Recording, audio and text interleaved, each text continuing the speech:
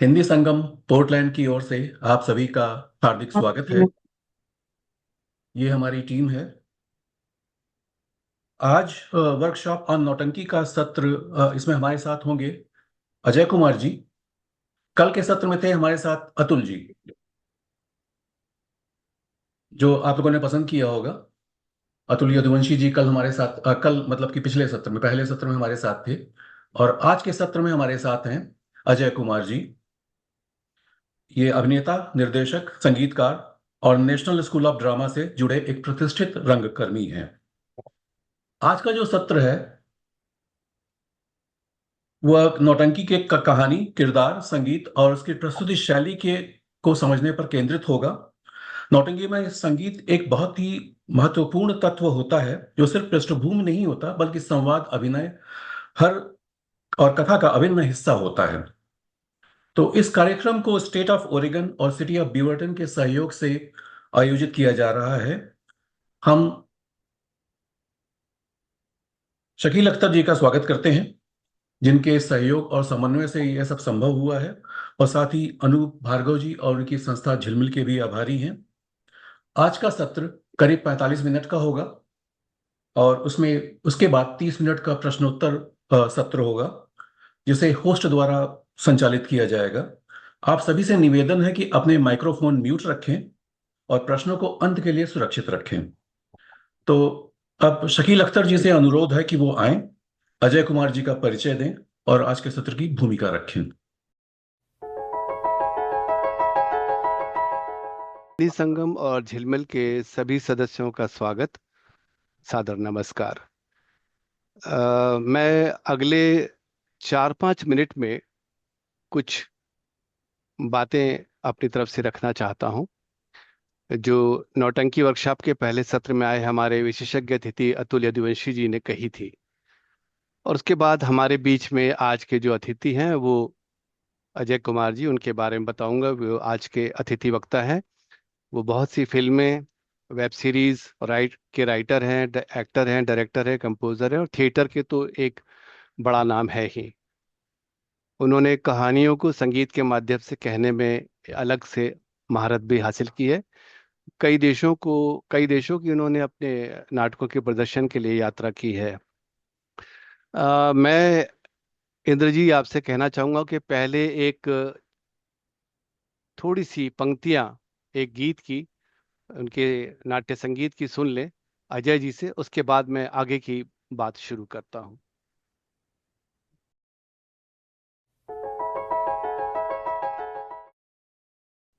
तो हिंदी संगम पोर्टलैंड के सभी मित्रों का बहुत बहुत आभार, धन्यवाद कि आपने मुझे ये अवसर दिया कि मैं आपके साथ अपनी कुछ चीजें, कुछ बातें साझा कर सकूं। ये एक सौभाग्य है कि अच्छे लोगों को सुनने का भी अवसर मिलता है और कुछ बताते हुए सीखने का मौका मिलता है। तो मैं तो हमेशा ये सोचता हूँ कि अगर कुछ बातचीत की जाए तो दोनों तरफ टू वे ट्रैफिक हो। आप कुछ ऐसा बता दें कि मैं सीख जाऊं, मैं कुछ ऐसा बता दूं जो मुझे पता हो, आपको ना पता हो, तो ये अच्छी बातचीत होती है। सबसे पहले शकील भाई, आपका बहुत बहुत धन्यवाद। आपने मेरे से बात की और ये बहुत इंटरेस्टिंग एक मुद्दा था जिस पे बातचीत करना जरूरी था। अतुल भैया ने मेरा काम बहुत आसान कर दिया है। कल उन्होंने बहुत सारी बातें की। हाँ। तो मैं अभी थोड़ी देर पहले बता रहा था कि मैं इतिहासकार नहीं हूँ, लेखक नहीं हूँ, थ्योरिटिशियन नहीं हूँ, मैं प्रैक्टिशियन हूँ। तो मैं हमेशा चीजें जानता हूँ, उसके बारे में जानकारी तो रखता हूँ, लेकिन वो सारी जानकारी उठेलता हूँ जाके फ्लोर पे या फिर अपनी बातचीत में, अपने काम में। और आपने कहा कि कुछ पंक्तियां पहले दोहरा दी जाएं, उसके बाद हम आगे बढ़ेंगे। तो मैंने जानबूझ के एक ऐसा गाना चुना है जिससे कल अतुल भैया की बातों का, नौटंकी में संगीत का जो सार है, कैसे वो बदलता है, कैसे आप किसी भी चीज को देखिए। एक मेरे गुरु जी थे, ब्रह्मदेव नारायण जी, पटना में, बड़ी अच्छी बात कहते थे। वो कहते थे, बेटा परंपरा टूटती नहीं है, परंपरा मुड़ती है।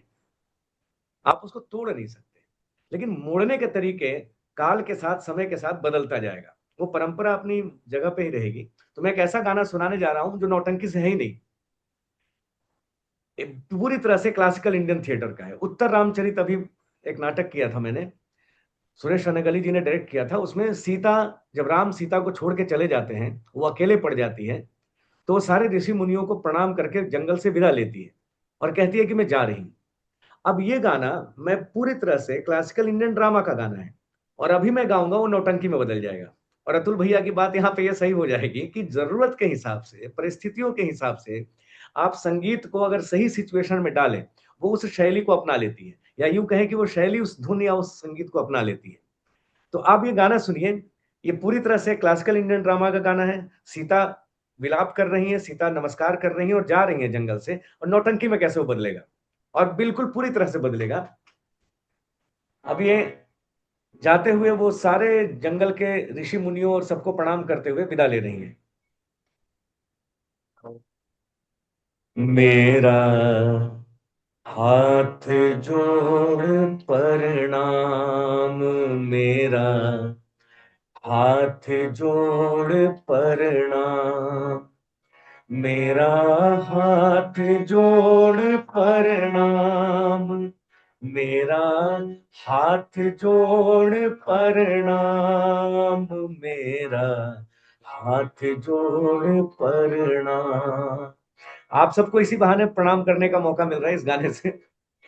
ऋषि मुनियन को जे कर कारज, ऋषि मुनियन को जे कर कारज, करत दया के धाम,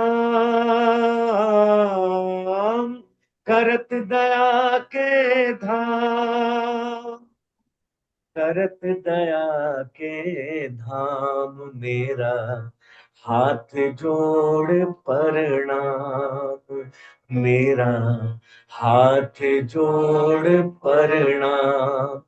अब ये हुआ, जरा से इसकी गायकी को, मान लीजिए ये नाटक उत्तर रामचरितम अगर मुझे नौटंकी में करना होता, इसका सिर्फ चलन बदलेगा, और ये आप उसको छोड़ दीजिए कि भैर तबिल है कि कोई और उसमें जो विधा है गायकी का, जोड़ है, उतार है, घटाव है, जरा से इसको मैं बदल दूं, मेरा हाथ जोड़ प्रणाम, अगर इसका सम में बदल दूं और गाना कर दूं, तो सिर्फ नौटंकी, सिर्फ नकारा आ जाएगा।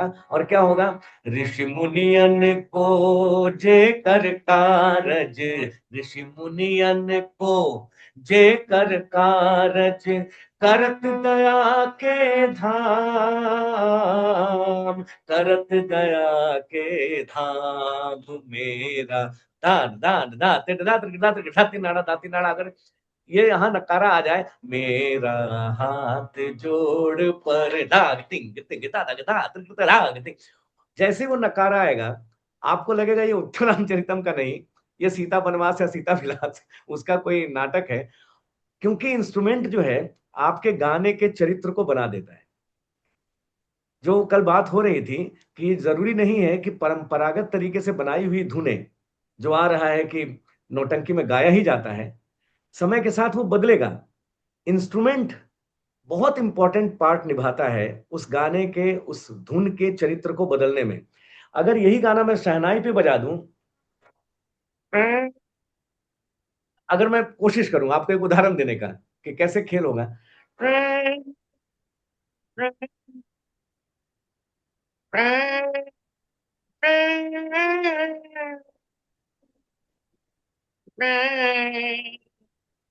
आप बनारस चले जाएंगे,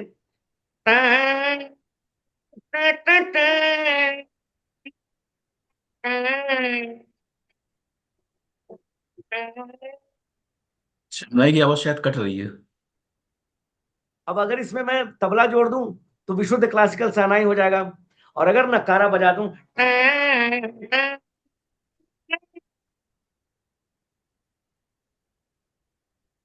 अजय जी थोड़ी टेक्सचर आवाज बदल गया। कट रही है, थोड़ी आवाज का कट रही है। हाँ, आवाज कट रही है अभी आपकी। आई? नहीं शहनाई नहीं, के अभी बाद आई। से आप आवाज कटने लगी थी आपकी। हाँ जी जी जी। अच्छा अभी आई। हाँ अब जी। आपकी बोलने की आवाज बिल्कुल आ रही है, पहले जो गा रहे थे वो भी आ रही थी। अच्छा, तो वो ये गाना मैंने सिर्फ इसलिए उदाहरण के लिए गाया कि गाना कहीं का भी हो, अगर आप उसके मर्म को समझें, उसके सार तत्व को समझें, तो वो धुन किसी भी दूसरे विधा में इस्तेमाल किया जा सकता है, और बिना बताए आपको उस विधा में घुसने का वो राग, वो छंद आपको अधिकार देता है। बस करने वाले के अनुभव पे ये डिपेंड करता है कि वो उसको किस तरीके से, जैसे बूढ़ी काकी का उदाहरण दिया उन्होंने, अंधेर नगरी का उदाहरण दिया। अब अंधेर नगरी भारतेंदु जी ने जो लिखा है उसमें नौटंकी का तो कहीं जिक्र नहीं है, लेकिन अगर हम चाहें तो पूरी अंधेर नगरी को नौटंकी में कर सकते हैं, बिल्कुल कर सकते हैं। तो ये मेरा मानना है कि कल की बातचीत बड़ी सार्थक थी। उसको आगे बढ़ाते हुए अगर मैं कुछ कहूं तो वो मैं कहना शुरू करूंगा। बीच में मैंने गाना सुना दिया और गाना सुन लिया आपने, इसके लिए बहुत बहुत धन्यवाद। शकील भाई, आप अपनी अ, बात आगे बढ़ाएं। जी, कल की बातचीत पे आपने फिर से छोड़ दिया मुझे। पहले जी। सत्र में अतुल यदुवंशी ने बड़ी दिलचस्प दिलचस्प तरीके से अपनी बातें रखी थी। उन्होंने कहा कि दुनिया में नौटंकी से ज्यादा शक्तिशाली कोई भी रंगमंच थिएटर माध्यम नहीं है। उन्होंने कहा कि ये नाट्य कला रामायण काल से मौजूद है। भगवान राम के राज्याभिषेक के समय भी कलाकारों को बुलाया गया था। और उन्होंने ये भी बताया था कि भरत मुनि के लगभग 3000 साल पुराने नाट्यशास्त्र का भी इस बात का भी उल्लेख करते हुए कहा उन्होंने, और जिसे बाद में पीढ़ियों ने अपना योगदान देके आगे बढ़ाया। अतुल जी ने कहा कि भाई शुरुआत में संवाद होते नहीं थे, जो अभी आप गायन की बात कर रहे हैं।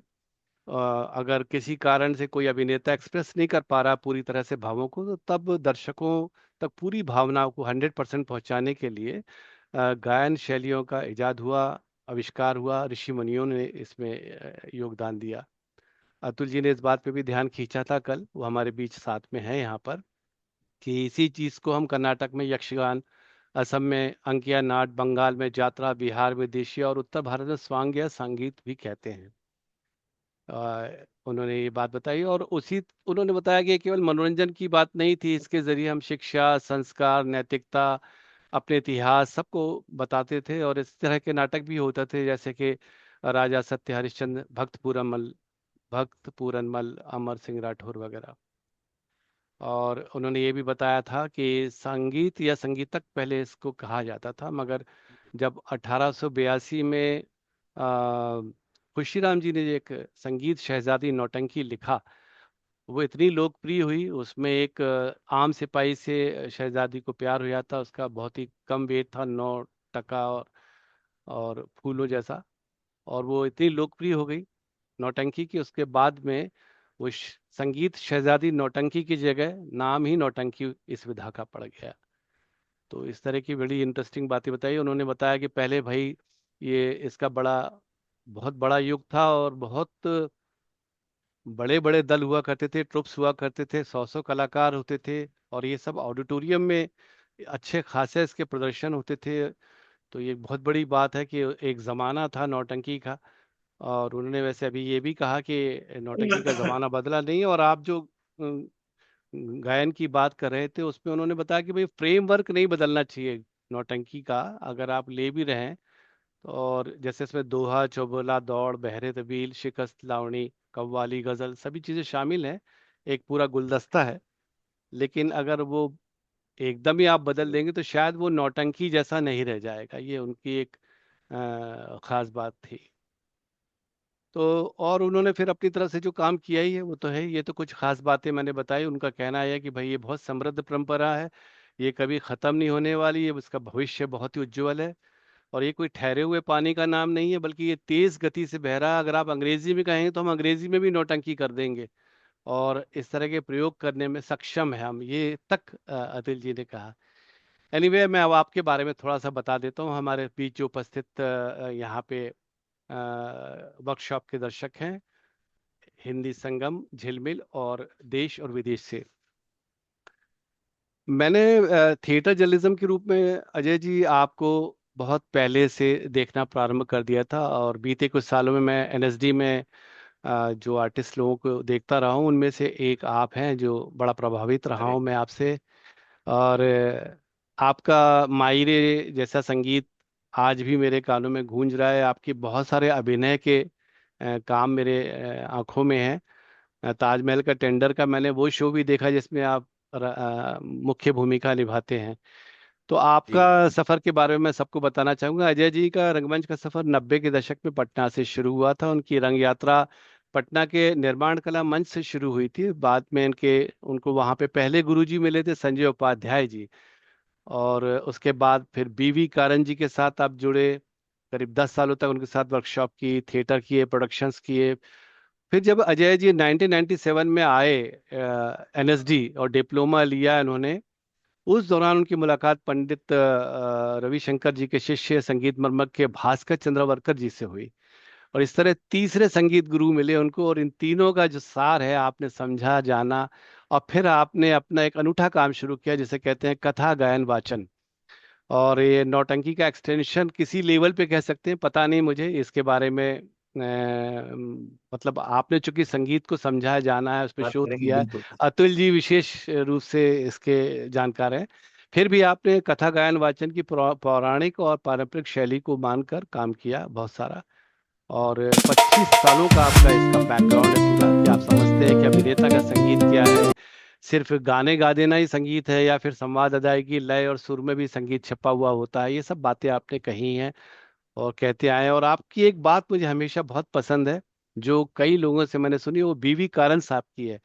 और वो आप कहते हैं ना कि बोलो कारण जी कहते थे कि भाई बोलो तो ऐसा बोलो जैसे गा रहे हो, और गाओ तो ऐसा कि लगे बोल रहे हो।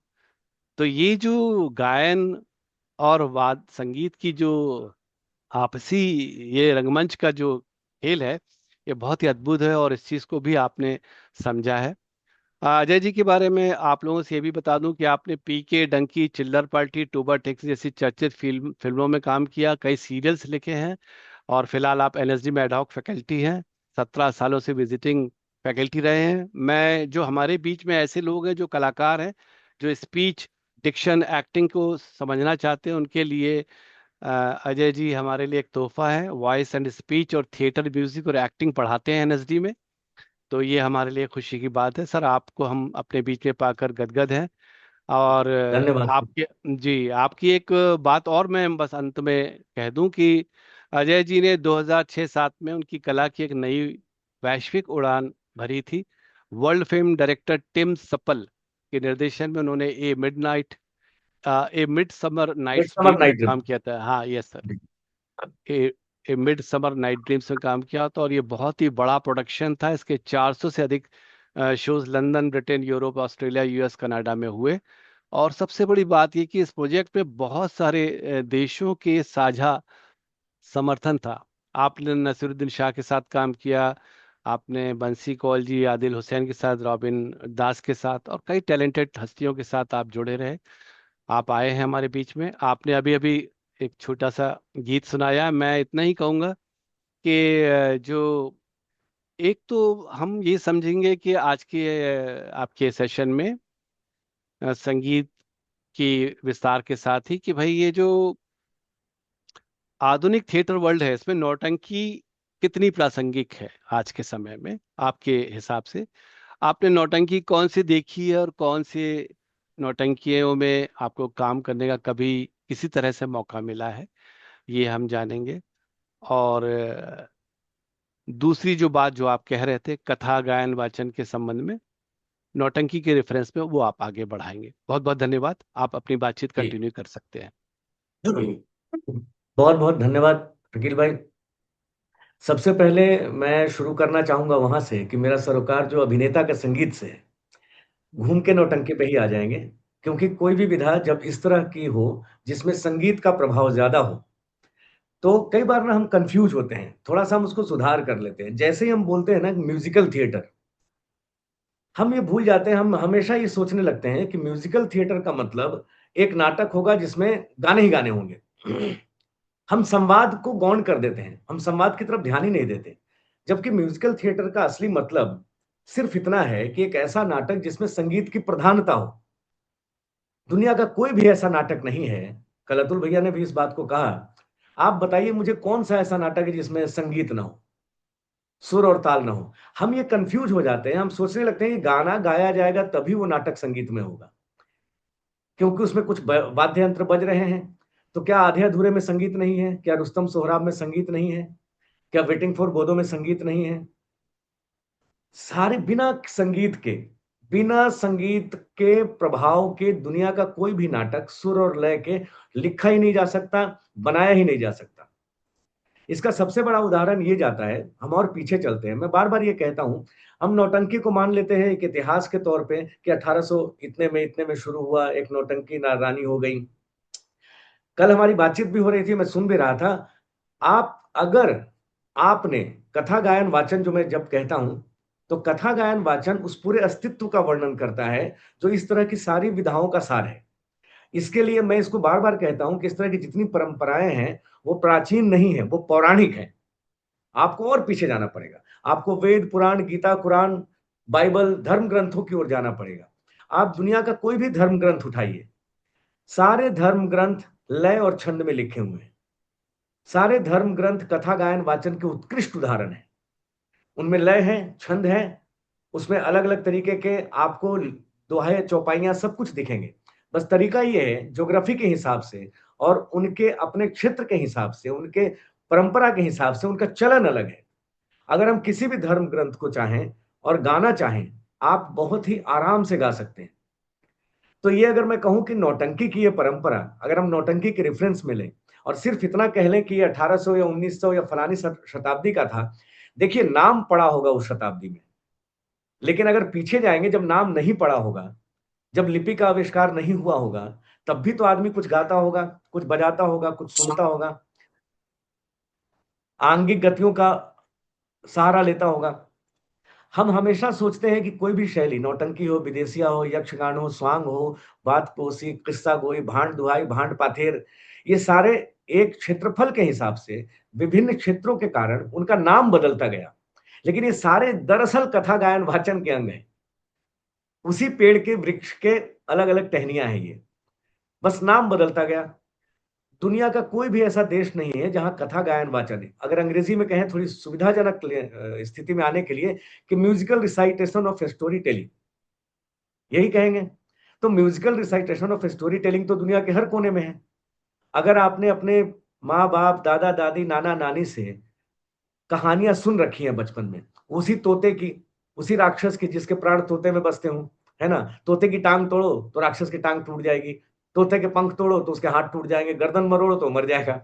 ये कहानियां आपने भी सुन रखी है, वो शेर की कहानियां, बकरी की कहानियां, राजा की, रानी की, परियों की कहानियां। अगर आपने इस तरह की कहानियां सुन रखी है तो इसका मतलब है कि आप कथा गायन वाचन से परिचित हैं। अब सवाल ये उठता है कि कथा गायन वाचन में अगर किसी विशेष शैली की बात की जाए, मान लीजिए हम नौटंकी की बात कर रहे हैं, तो उसके रेफरेंस में भी आएंगे तो नौटंकी की परंपरा मुझे नहीं लगता कि सिर्फ इतना भर कह देने से कि ये 200 साल 400 साल पुरानी है, काम चल जाएगा। बहुत ही समृद्ध परंपरा है। और अगर उसका वर्णन, जैसा कि कल बातचीत में भी बता ही दिया गया है कि रामायण काल से भी आ रहा है, मैं कहता हूं उससे भी पीछे चले जाइए और पीछे चले जाइए, आपको ये कथा गायन वाचन के उदाहरण सुर और लय के मिलते ही चले जाएंगे। ये अलग बात है कि किसी एक विशेष तरीके से प्रस्तुति को किसी ने अपनाया और उसको करता चला गया और उसका एक नामकरण हो गया। लेकिन ऐसा नहीं है कि नौटंकी में जो चीजें गाई जाती हैं या नौटंकी में जिस तरह से आप परफॉर्म करते हैं वो किसी और नाटकों में या किसी और दूसरी विधा में नहीं होता है। और सेम इसका उल्टा भी है कि दूसरी विधा में जिस तरीके से गाया बजाया जाता है, क्या नौटंकी में हम उसका इस्तेमाल नहीं करते? क्या हम रागों का वर्णन नहीं करते? क्या हम धुनों को नहीं बदलते? चूंकि एक विशेष शैली में गाते हैं, हम उसका एक नामकरण कर देते हैं। तो मेरे ख्याल से हमको नौटंकी को इतना सीमित करके नहीं चलना चाहिए कि ये कुछ सालों, कुछ 100 सालों की परंपरा है, बल्कि ये कहना चाहिए कि कथा गायन वाचन की एक ऐसी परंपरा है जो बहुत सालों से चली आ रही है, बहुत प्राचीन काल से चली आ रही है। एक विशेष दायरे में, कहीं उत्तर प्रदेश में, कहीं बिहार में, हम उस टेरिटरी में घूम रहे थे और हमें लगता था कि वहीं वहीं होके रह गया। अब जब बाहर निकले हैं और अब जब नौटंकी दुनिया भर में जानी जा रही है, तो समझ में आ रहा है कि ये सिर्फ एक क्षेत्र तक सीमित रह करके अपनी पहचान कहीं एक जगह पे स्थित कर चुका था और अब इसका विस्तार पूरी दुनिया में हो रहा है। जबकि इसका विस्तार और पहले से था, ऐसा नहीं है कि अभी ही हो रहा है।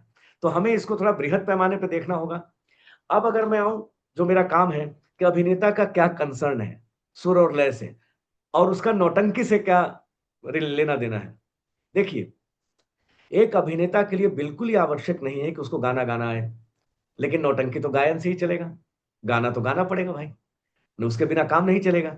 लेकिन अगर एक अभिनेता गाना गाता है, सोने पे सुहागा, बड़ी अच्छी बात है, आप अभिनेता भी हैं और गायक भी हैं, अच्छी बात है। लेकिन उसके भी अलग एक चीज है, चाहे किसी भी शैली को ले लें, नौटंकी हो, विदेशिया हो, यक्षगान हो, स्वांग हो, भांड पाथेर हो, जब तक लय नहीं है तब तक कुछ नहीं है। लय ही ये डिसाइड करता है, ये निश्चित करता है कि आप किस विधा में कितना क्या कर पाएंगे। अगर आप लय में नहीं हैं तो आप, मैं कह रहा हूं, आप दुनिया का एक अभिनेता मुझे बताइए और आप उसको ला के मेरे सामने खड़ा कीजिए और कहिए कि सर ये बहुत अच्छा नौटंकी करता है या बहुत अच्छा एक्टर है पर बेताला है, इसको लय की समझ नहीं है, सुर की मैं बात ही नहीं कर रहा अभी, तो मैं मान जाऊं। बिना लय के आप अच्छे ओरेटर नहीं हो सकते, अच्छे नरेटर नहीं हो सकते, आप अच्छी कविता नहीं लिख सकते, आप अच्छा गाना नहीं गा सकते, आप अच्छा संवाद नहीं बोल सकते, आप नाच नहीं सकते। लय की प्रधानता सबसे ज्यादा जरूरी है किसी भी विधा के लिए। और अगर नौटंकी की बात करें, नौटंकी के संदर्भ में, तो लय का तो खेल ही खेल है, भंडार है वहां। आप देखिए, चौबोला हो चाहे नाचना हो, चाहे आप भैर तबील गाएं, कुछ भी गाएं, आप अगर लय में नहीं है तो आप उस आंगिक गति को भी नहीं पकड़ पाएंगे। गाना तो बहुत दूर की बात है, गाना तो अभी छोड़ दीजिए, क्योंकि नौटंकी शैली में भी जब आप चलते हैं, मैं हमेशा इस बात को बोलता हूं कि अभिनेता का सिर्फ गला सुरीला नहीं होना चाहिए, उसका शरीर सुरीला होना चाहिए। उसको पैर से लेकर सर तक सुरीला होना पड़ेगा, उसके शरीर को सुर में आना पड़ेगा। और नौटंकी एक ऐसी शैली है जिसमें अभिनेता का सिर्फ बैठ करके गाना गाना जरूरी नहीं है कि वो बैठ के हारमोनियम लेके गाना गा रहा है। वो मंच पे चलेगा, वो अलग-अलग चरित्रों के हिसाब से अपना मूवमेंट तय करेगा, वो नाचेगा, वो गाएगा। यानी नौटंकी कथा गायन वाचन के उस संपूर्ण अस्तित्व की मांग करता है कि अभिनेता अपने पूरे अस्तित्व के साथ मंच पे आए। उसको नाचना भी आना चाहिए, उसको गाना गाना भी आना चाहिए, उसको अच्छा संवाद अदायगी करना आना चाहिए, उसके तलफ़्फ़ुज़ ठीक होने चाहिए, उसका उच्चारण इतना बढ़िया हो, चाहे वो किसी भी भाषा की नौटंकी कर रहा हो, कि वो बोले तो लगे कि मोती झर रहा हो, ऐसा होना चाहिए। तो नौटंकी को अगर कल कहा ये गया कि ये बहुत शक्तिशाली और सशक्त कला है, तो इसमें कोई दो राय नहीं है, क्योंकि इन सारी चीज़ों का डिमांड नौटंकी करती है। अगर ये सारा कुछ आप कर सकते हैं तभी नौटंकी कर पाएँगे। ऐसा नहीं है कि आपको सुर का ज्ञान ना हो और ताल का ज्ञान ना हो और आप अच्छा बोलते ना हो, आपकी पढ़ाई-लिखाई अच्छी ना हो और आप नौटंकी कर लें। तो नौटंकी उस विधा से अगर देखा जाए, कथा गायन वाचन के उत्कृष्ट उदाहरणों में आता है। मैं कई बार ये कहता हूँ कि धर्म ग्रंथ तो उत्कृष्ट उदाहरण है, वो हर बार मैं बोलता हूँ। लेकिन विधाओं की बात करें तो नौटंकी में संपूर्ण अस्तित्व के साथ आपको अभिनेता को मंच पे आना पड़ेगा, आपको सीखना पड़ेगा, आपको नाचना भी पड़ेगा, गाना भी पड़ेगा, आपके उच्चारण को सही करना पड़ेगा, आपकी आवाज के मॉड्यूलेशन की जिसकी हम बात करते हैं, रेज़ोनेटर्स, उसके बारे में पता हो। कल उन्होंने ज़िक्र किया कि भई बूढ़ी काकी है, तो बूढ़ी काकी का जो गाना होगा या बूढ़ी काकी जिस स्वर यंत्र का इस्तेमाल करेगी, क्या ज़रूरी है रानी उसी का इस्तेमाल करेगी? नहीं। राजा अगर गा रहा है तो उसकी आवाज अलग होगी और एक सेनापति गा रहा है उसकी आवाज अलग होगी। और एक ही अभिनेता अगर किसी नाटक में राजा का रोल कर रहा है और किसी में वो बूढ़ी काकी का रोल कर रहा है और किसी में वो चाचा का रोल कर रहा है या किसी में वो रुस्तम सोहराब जैसे नाटक को अगर किया जाए नौटंकी शैली में, तो वो रुस्तम अगर है, तो वो आवाज़ बदलेगी और अगर आवाज़ बदलेगी, इसका मतलब है मैं इसको बोलता हूँ अभिनेता का सुर, पिच और वॉल्यूम को। मैं गाने-बजाने को अभिनेता का सुरीला होना बहुत ज़्यादा नहीं बोलता हूँ, वो बाद की चीज़ है। कोई बहुत अच्छा गाता हो, बड़ी अच्छी बात है। लेकिन क्या आपको पिच और वॉल्यूम की समझ है? मैं इस समय कहाँ बोल रहा हूँ, मेरा अगर ये ऑडियो ऑन है, मुझे ये समझ में आ गया कि मैं इस वॉल्यूम में बोलूँगा, कंप्यूटर इतनी दूरी पे है, तो मेरी आवाज़ आप तक पहुँचेगी। अगर मुझे ये समझ है कि डिस्टेंस कितना है, मैं किस संवाद को किस चरित्र के हिसाब से किस पिच पे बोल रहा हूँ, तो ये मेरा सुरीला होना है, एक अभिनेता का। उसका उदाहरण अगर लेना चाहें तो मान लीजिए मुझे किसी को ना मालूम हो सारेगामापधनिसा और आपको मैं अगर मैं यहाँ मैंने कोई भी हाथ रख दिया, कहीं भी उँगली रख दी मैंने और अगर ये सुर दब गया और इस सुर पे मैंने बोलना शुरू किया और अगर मैं बात कर रहा हूँ आपसे, तो आपको ये समझ में आ रहा है कि मैं इस पिच पे बोल रहा हूँ, लेकिन मुझे नहीं पता मेरी उँगली अब कहाँ जाने वाली है और मैंने कहीं बदल दिया सुर, उँगली कहीं चली गई और मैं वहां से बोलने लग गया, तो अभी मैं गाना नहीं गा रहा हूँ, गाना बिल्कुल नहीं गा रहा हूँ, लेकिन अगर मैं बात कर रहा हूँ आपसे और बात करते-करते मैंने सुर बदल दिया, मुझे भी पता नहीं मैं कौन से सुर से बोलने वाला हूँ और अगर मैंने ये सुर बदला है और अगर मैंने अपनी उँगली बदली है, ये उँगली मेरी कहीं भी जा रही है, जिस सुर पे भी जा रही है, क्या मैं उस सुर पे बोल रहा हूँ? क्या मुझे इतनी समझ है कि मेरा ये सुर, मेरा ये पिच किस वॉल्यूम पे गया है? अगर मैं यहाँ से बोल रहा हूँ, तो इसको भी सा मान सकता हूँ और इस सुर पे भी गा सकता हूँ और यहाँ भी बात कर सकता हूँ। अगर मुझे ये सेंस है कि मेरा पिच और वॉल्यूम किस लेवल पे अप एंड डाउन हो रहा है, इसका मतलब मैं सुरीला हूं। इसका मतलब एक अभिनेता सुरीला है, भले उसको गाना गाना नहीं आता है। तो नौटंकी शैली में भी सिर्फ गाने की बात नहीं है, आप देखिए उसमें बीच में संवाद भी आते हैं और अगर आप गा बहुत अच्छा रहे और संवाद को उस पिच और उस वॉल्यूम पे मेंटेन ना करें, तो क्या वो चरित्र ठीक से निभा पाएगा अभिनेता? नहीं निभा पाएगा। अगर वो चलने में और गाने की गति में, दोनों में अगर बदलाव आ जाए, उसकी चाल जो है वो गाने की लय के साथ, धुन के साथ अगर मर्ज ना हो, तो बहुत अजीब सा लगेगा देखने में, वो लगेगा ही नहीं। तो यानी कि आपको पूरी तरीके से सिर्फ शरीर से और दिमाग से काम नहीं लेना है। आपको अपने इंटेलेक्ट के हिसाब से नौटंकी शैली में हर उस चीज को देखना पड़ेगा, एक अभिनेता और निर्देशक को, कि क्या चरित्र के हिसाब से अभिनेता ने अपने शरीर को सुरीला बनाया है। मैं गले की बात ही नहीं कर रहा हूं, मैं शरीर की बात कर रहा हूं। गला तो आएगा बीच में, क्या वो बोलता है सुर में? तो सबसे ज्यादा जरूरी मेरे लिए ये है नौटंकी शैली में, और उसको सशक्त मानने का कारण ये है कि आपको तीनों विधाओं में पारंगत होना पड़ेगा। मान लीजिए आप नौटंकी कर रहे हैं और कोई ऐसा एक्टर आपको मिल जाए जो गाना नहीं गाता हो, अब क्या करेंगे? हो सकता है बैकग्राउंड से उससे गवा लें, हो सकता है वो सिर्फ अपना संवाद बोले, वो चलेगा, वो तलवार ले लेगा, वो कुछ करना शुरू करेगा, पीछे से कोई गा देगा। लेकिन अगर पीछे से कोई गा रहा है तो उसका लिप सिंक करने के लिए भी उसका लय में होना जरूरी है। अगर वो लय में नहीं है तो वो अपना लिप सिंक भी नहीं कर सकता, वो उस लय में चल नहीं सकता। तो यानी नौटंकी ये मांग करती है कि आप सशरीर सुरीले हों। इसका एक कई बार मैं ऐसे ही उदाहरण देता हूं मजाक मजाक में, कि क्या नसरुद्दीन शाह जी को गाना गाना आता है? क्या ओमपुरी साहब को गाना गाना आता था? क्या इरफान साहब को गाना गाना आता था? फिल्म इंडस्ट्री में बहुत सारे ऐसे अभिनेता हैं, इंडस्ट्री का नाम इसलिए लेना पड़ता है कि उनसे लोग जुड़ जाते हैं, चलो जानते हैं। अब अगर नसीर जी को गाना नहीं गाना आता है, लेकिन वो लय में है, नहीं तो ऊ लाला नहीं कर सकते थे। अगर वो उलाला करे, उलाला तू है मेरी फैंटेसी, उलाला तू है मेरी, ऐसा ऐसा अगर वो कर रहे हैं, तो इसके लिए भी लय चाहिए। और अगर ये लय है तभी वो लिपसिंक भी करेंगे, नहीं तो पकड़े जाएंगे। यानी अभिनेता का लय में होना ज्यादा जरूरी है। हम अतुल भैया की बात से थोड़ा सा आगे बढ़ करके मैं ये बोलूं कि भैया मान लीजिए अगली बार कोई अभिनेता ऐसा मिल जाए जो बेचारा लय में बहुत हो, पिच और वॉल्यूम का सेंस हो, लेकिन गला सुरीला ना हो, उसको कास्ट कीजिए, बैकग्राउंड से गाना गवाइए। हम गा देंगे, वो लिपसिंग कर दे, वो मुंह चलाएगा, ऐसा लगेगा वही गा रहा है, वही सब कुछ कर रहा है। उसको नहीं आता गाना गाना, लेकिन अभिनेता बहुत अच्छा है ना? तो वो कर सकता है। हम गाना पीछे से गवाएंगे, लेकिन उसके लिए भी लय का होना जरूरी है। तो नौटंकी की ये खासियत जो मैंने अभी बताई, कि ये कहना कि वो सशक्त विद्या है, बिल्कुल सही है, और कथा गायन वाचन का उत्कृष्ट उदाहरण है। और एक अभिनेता के लिए बहुत चैलेंजेस है उसमें, बहुत चैलेंजेबल है। क्योंकि आपका देखिए, हम एक चीज और कंफ्यूज करते हैं, हम बार बार बात करने लगते हैं कि अभिनेता नाचेगा। आप उस श्लोक पे जाइए जरा, आंगिकम भुवनम यस्य वाचिकम सर्ववांगमयम आहार्य चंद्र तारादि तम नुमः सात्विकम शिवम। वहां भी जिक्र पहले आंगिक का हो रहा है। आंगिकम भूमन, आंगिक पहले आएगा, वाचिक बाद में आएगा। वाचिक में सब आ गया, गाना बजाना सुर सारा कुछ आ गया। मान लीजिए जब लिपि का आविष्कार नहीं हुआ होगा, जब हमें नहीं पता होगा कि ये भाषा कौन सी है, हो सकता है हम सिर्फ स्वर यंत्रों का स्वर अ आ इ ई आ उ ऐसा इस्तेमाल करते होंगे। उस समय भी बातचीत तो होती होगी, उस समय भी भावनाएं आप दूसरों को बताते होंगे, इशारों से बात करते होंगे, आंगिक गतियों का इस्तेमाल करते होंगे। तो हर बार जाकर के एक बात और मुझे समझ में आती है, अभिनेता के पास सिर्फ दो चीजें हैं, दो इंस्ट्रूमेंट है, तीसरा कुछ नहीं है, बाकी वो सब बाद में है। एक है उसकी बॉडी, दूसरा वॉइस। लेकिन बॉडी और वॉइस के बाद भी हम एक चीज को कम कर सकते हैं, हम वॉइस हटा सकते हैं, हम माइम कर सकते हैं। एक ऐसा नाटक हम कर सकते हैं जिसमें सिर्फ आंगिक गतियां हो, संवाद हो ही ना, और फिर भी वो नाटक आपको समझ में आएगा। नौटंकी में अब इसका कहां संदर्भ आता है? आप देखिए कि जब बहर तविल गाया जाता है, बहरे तविल गा दिया, कुछ भी गा दिया, गाने के बाद कोरस उसको टेक ओवर करता है।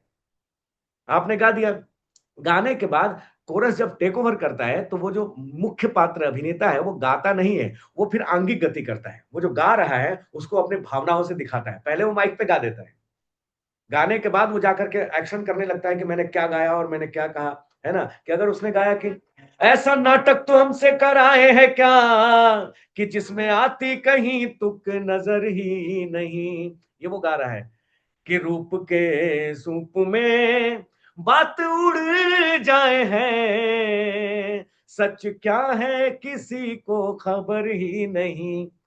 ये उसने गा दिया, इसके बाद कोरस टेक ओवर करेगा, सच क्या है इसकी खबर ही अब यहाँ वो गा नहीं रहा है, यहाँ वो चलेगा सच, वो अपने आप अब आंगिक अभिनय से वो दिखा रहा है कि सच क्या है इसकी खबर नहीं है, अब वो लिप सिंक भी नहीं कर रहा।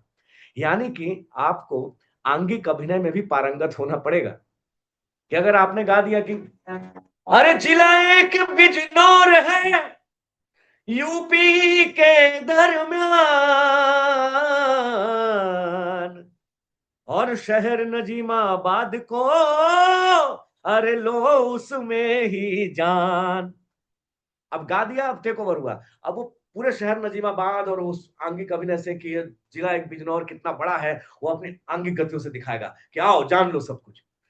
अगर आपको ये लय नहीं आता हो और आपको ये एक्सपेंशन ना आता हो, आपके हाथ पैर ना चलते हो, और यहां से सिर्फ चेहरे से नहीं, अगर अंग के द्वारा भी आप उस भावना को ऑडियंस तक ना पहुंचा सके तो आप नौटंकी नहीं कर सकते।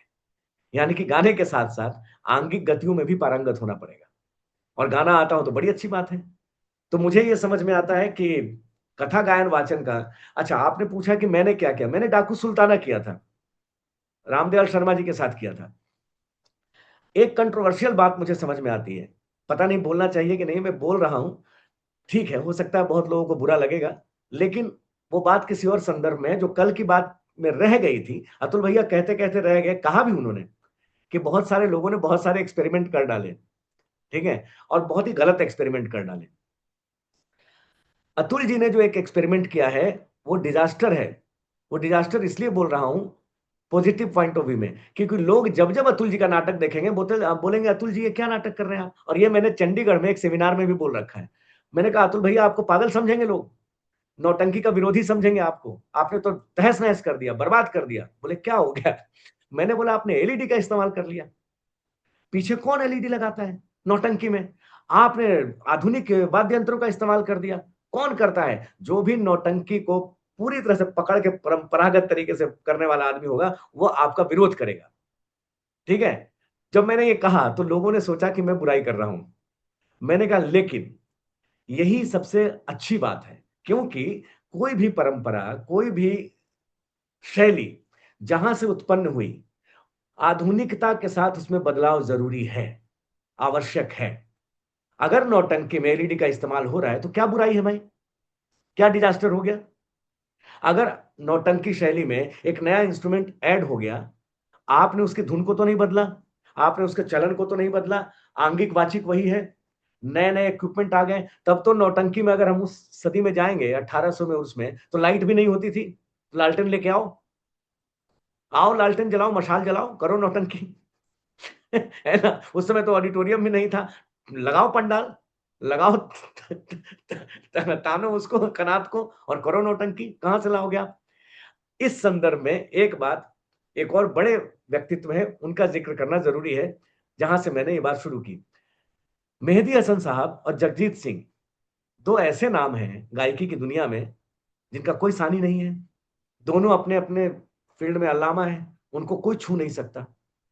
इन दोनों ने भी संगीत के साथ डिजास्टर किया जैसा अतुल जी ने किया, और लोगों ने बहुत क्रिटिसिज्म, बोले बर्बाद कर दिया संगीत को। बोले क्या किया इन दोनों ने?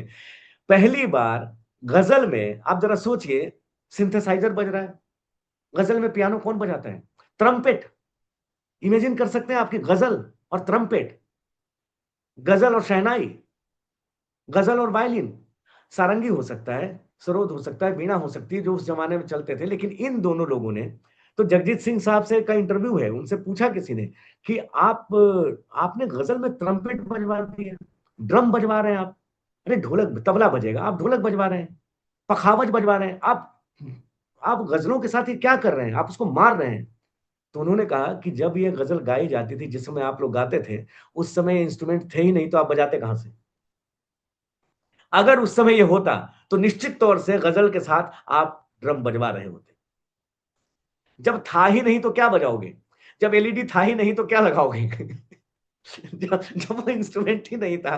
तो अगर समय बदल रहा है तो उस परंपरा को पूरी तरह से पकड़ के एक ढांचे को, मान लीजिए संगमरमर का ताजमहल है, वो उस समय संगमरमर में बन गया, आज इतनी सुविधाएं हैं, अगर कोई एक ताजमहल किसी और चीज का बनाना चाहे, किसी और स्टील का ताजमहल बनाना चाहे, नहीं बनाएगा क्या? बना देगा। हूबहू ताजमहल बना देगा लोहे का।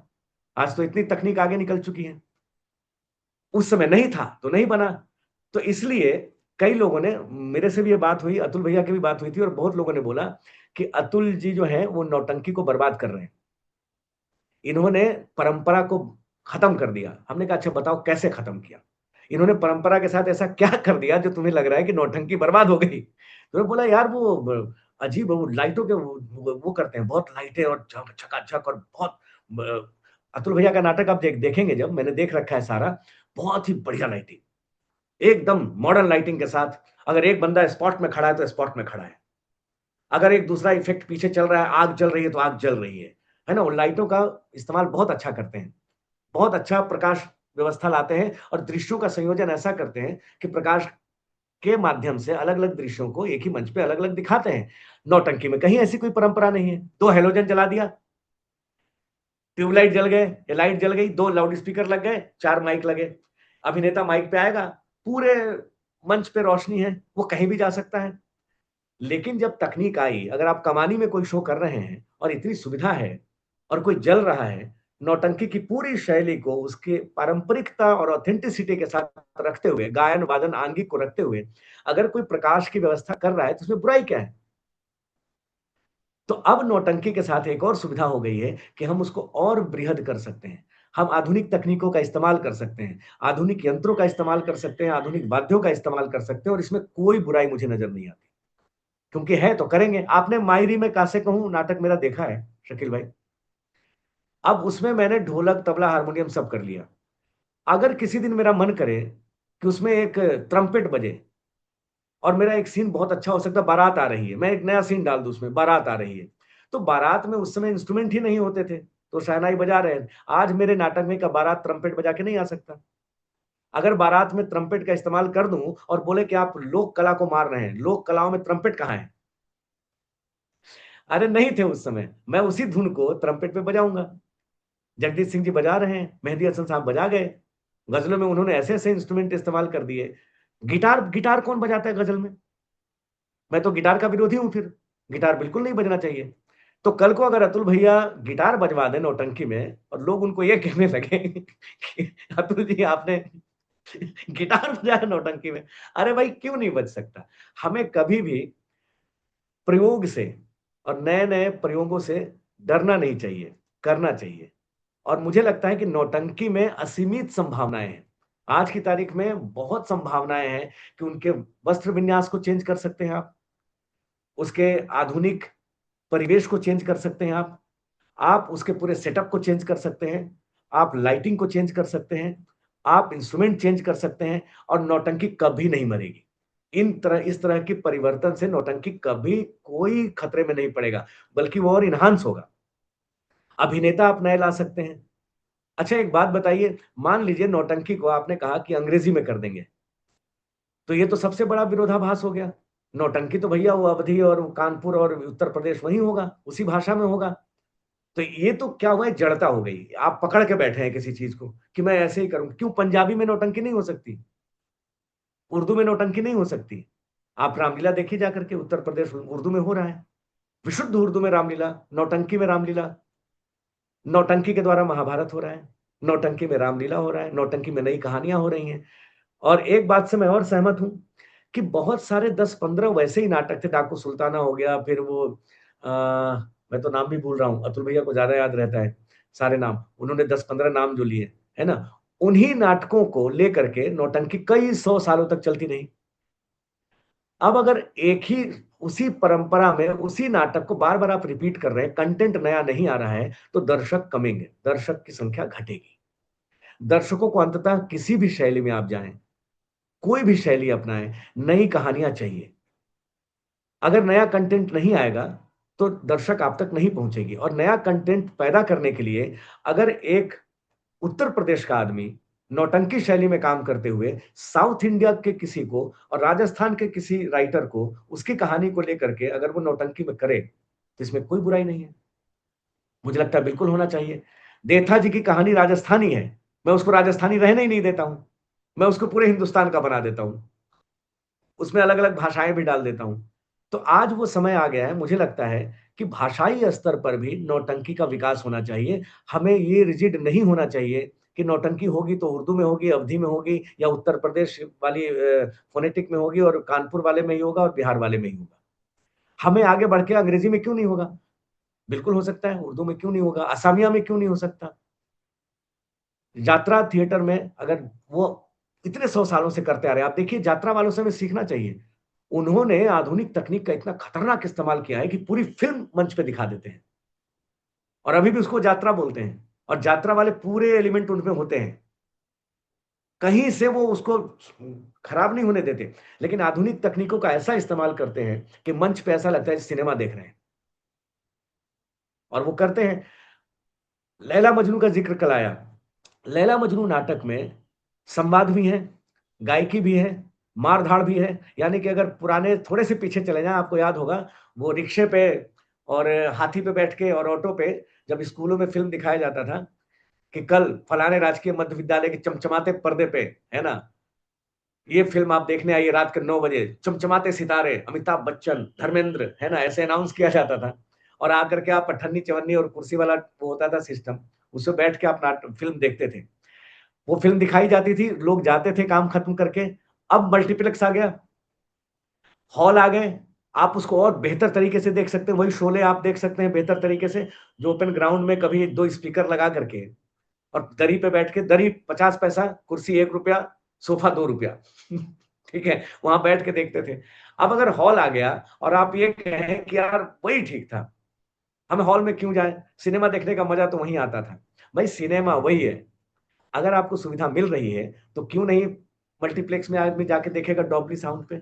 और अच्छा साउंड इफेक्ट क्यों नहीं ला सकते हैं? वो भी अच्छा है, उसको भूलिए मत कि अंत में सिनेमा पर्दे पे ही होगा, पर्दा वहाँ भी है, प्रोजेक्टर ही चलेगा, फ़िल्म वही रहेगी। लेकिन हमने क्या किया आधुनिक तकनीकों के माध्यम से, हमने उसके सुनने और देखने की जो सुंदरता है उसको बढ़ा दी। तो मेरा ये मानना है कि कथा गायन वाचन के जितनी भी शैलियाँ हैं, मैं सिर्फ़ नौटंकी की ही बात नहीं कर रहा हूँ। चाहे वो विदेशिया हो, यक्षगान हो, स्वांग हो, भांड पाथेर हो, अगर हो सके तो भाषा से ऊपर उठ कर के भाषाई लड़ाई बिल्कुल नहीं लड़नी चाहिए और तकनीकों का भरपूर इस्तेमाल होना चाहिए, जितना हो सके और उसको और बृहद पैमाने पे दुनिया के सामने ले जाना चाहिए। और सबसे अच्छी बात है कि आप लोग ये काम कर रहे हैं। आप दुनिया के सामने नौटंकी को ला रहे हैं। अभी सोचिए नौटंकी पे ऑनलाइन हम बातचीत कर रहे हैं। तो अब तो ये भी हो गया नौटंकी पे ऑनलाइन बातचीत करके नौटंकी का क्या हो जाएगा? हम क्या सीख लेंगे? लेकिन अगर नौटंकी की गायकी एक आदमी अमेरिका में बैठा है और वो अतुल जी से या मुझसे या रामदयाल शर्मा जी से या किसी भी और आदमी से वो सीखना चाहे, तो क्या ये सुविधा नहीं है कि मैं यहाँ से गाऊँ और गा करके आपको सुनाऊँ, आप उसको रिकॉर्ड करें और आप भी गाएँ? और 10 बार गाएँगे तो आप गाने लग जाएँगे, फिर मैं चल के दिखाऊँ तो आप वहाँ चल लें।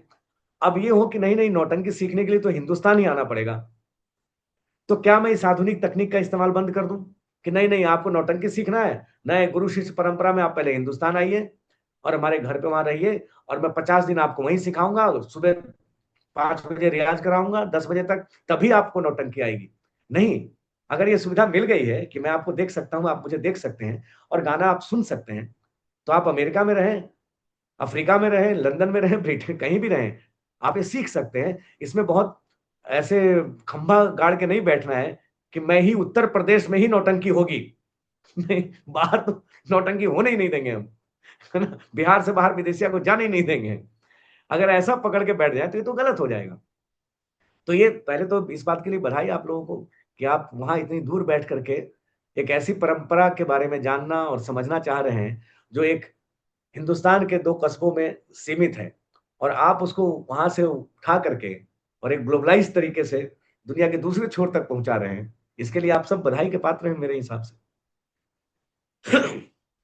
जी सर, आपकी आवाज़ म्यूट है।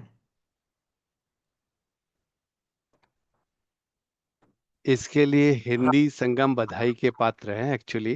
बिल्कुल। और हिंदी संगम ने ये प्रयास किया कि नौटंकी विधा के लिए पहले इसके बारे में वर्कशॉप की जाए, वर्चुअली समझा जाए, इसको जाना जाए और फिर अगली एक कदम इससे आगे बढ़ाया जाए। मैं आप लोगों को हमारे साथ जो जुड़े हुए हैं उनको बताना चाहूँगा कि अभी मायरे के संगीत की बात हो रही थी, अजय जी की एक बहुत ही विशेष बात याद आ गई उन्होंने विजय दान देथा जी की कहानियों को बहुत ही अच्छी तरह से मंच पर किया है। और आज स्थिति ये है कि उनको माना जाता है कि अजय कुमार भारत में एक ऐसे कलाकार हैं जो ये सबसे बेस्ट कर दिखाते हैं। अब बहुत ही जीवंत आपने अपने विचार व्यक्त किए हैं अजय जी, और आपने एक कलाकार को किस तरह से होना चाहिए नौटंकी के लिए, और क्या उसकी तैयारी हो सकती है, किस तरह से वो काम कर सकता है, और हम कैसे इसको आगे बढ़ा सकते हैं, बदलाव कितने अच्छे से ला सकते हैं। एक बहुत अच्छी बात और भी समझ में आई। हाल ही में एक प्रेमचंद की 22 भाषाओं में अनुदित करके एक मंचन हुआ जो दिल्ली में रिकॉर्ड बना था, कमानी में कमानी या एलटीजी में हुआ था।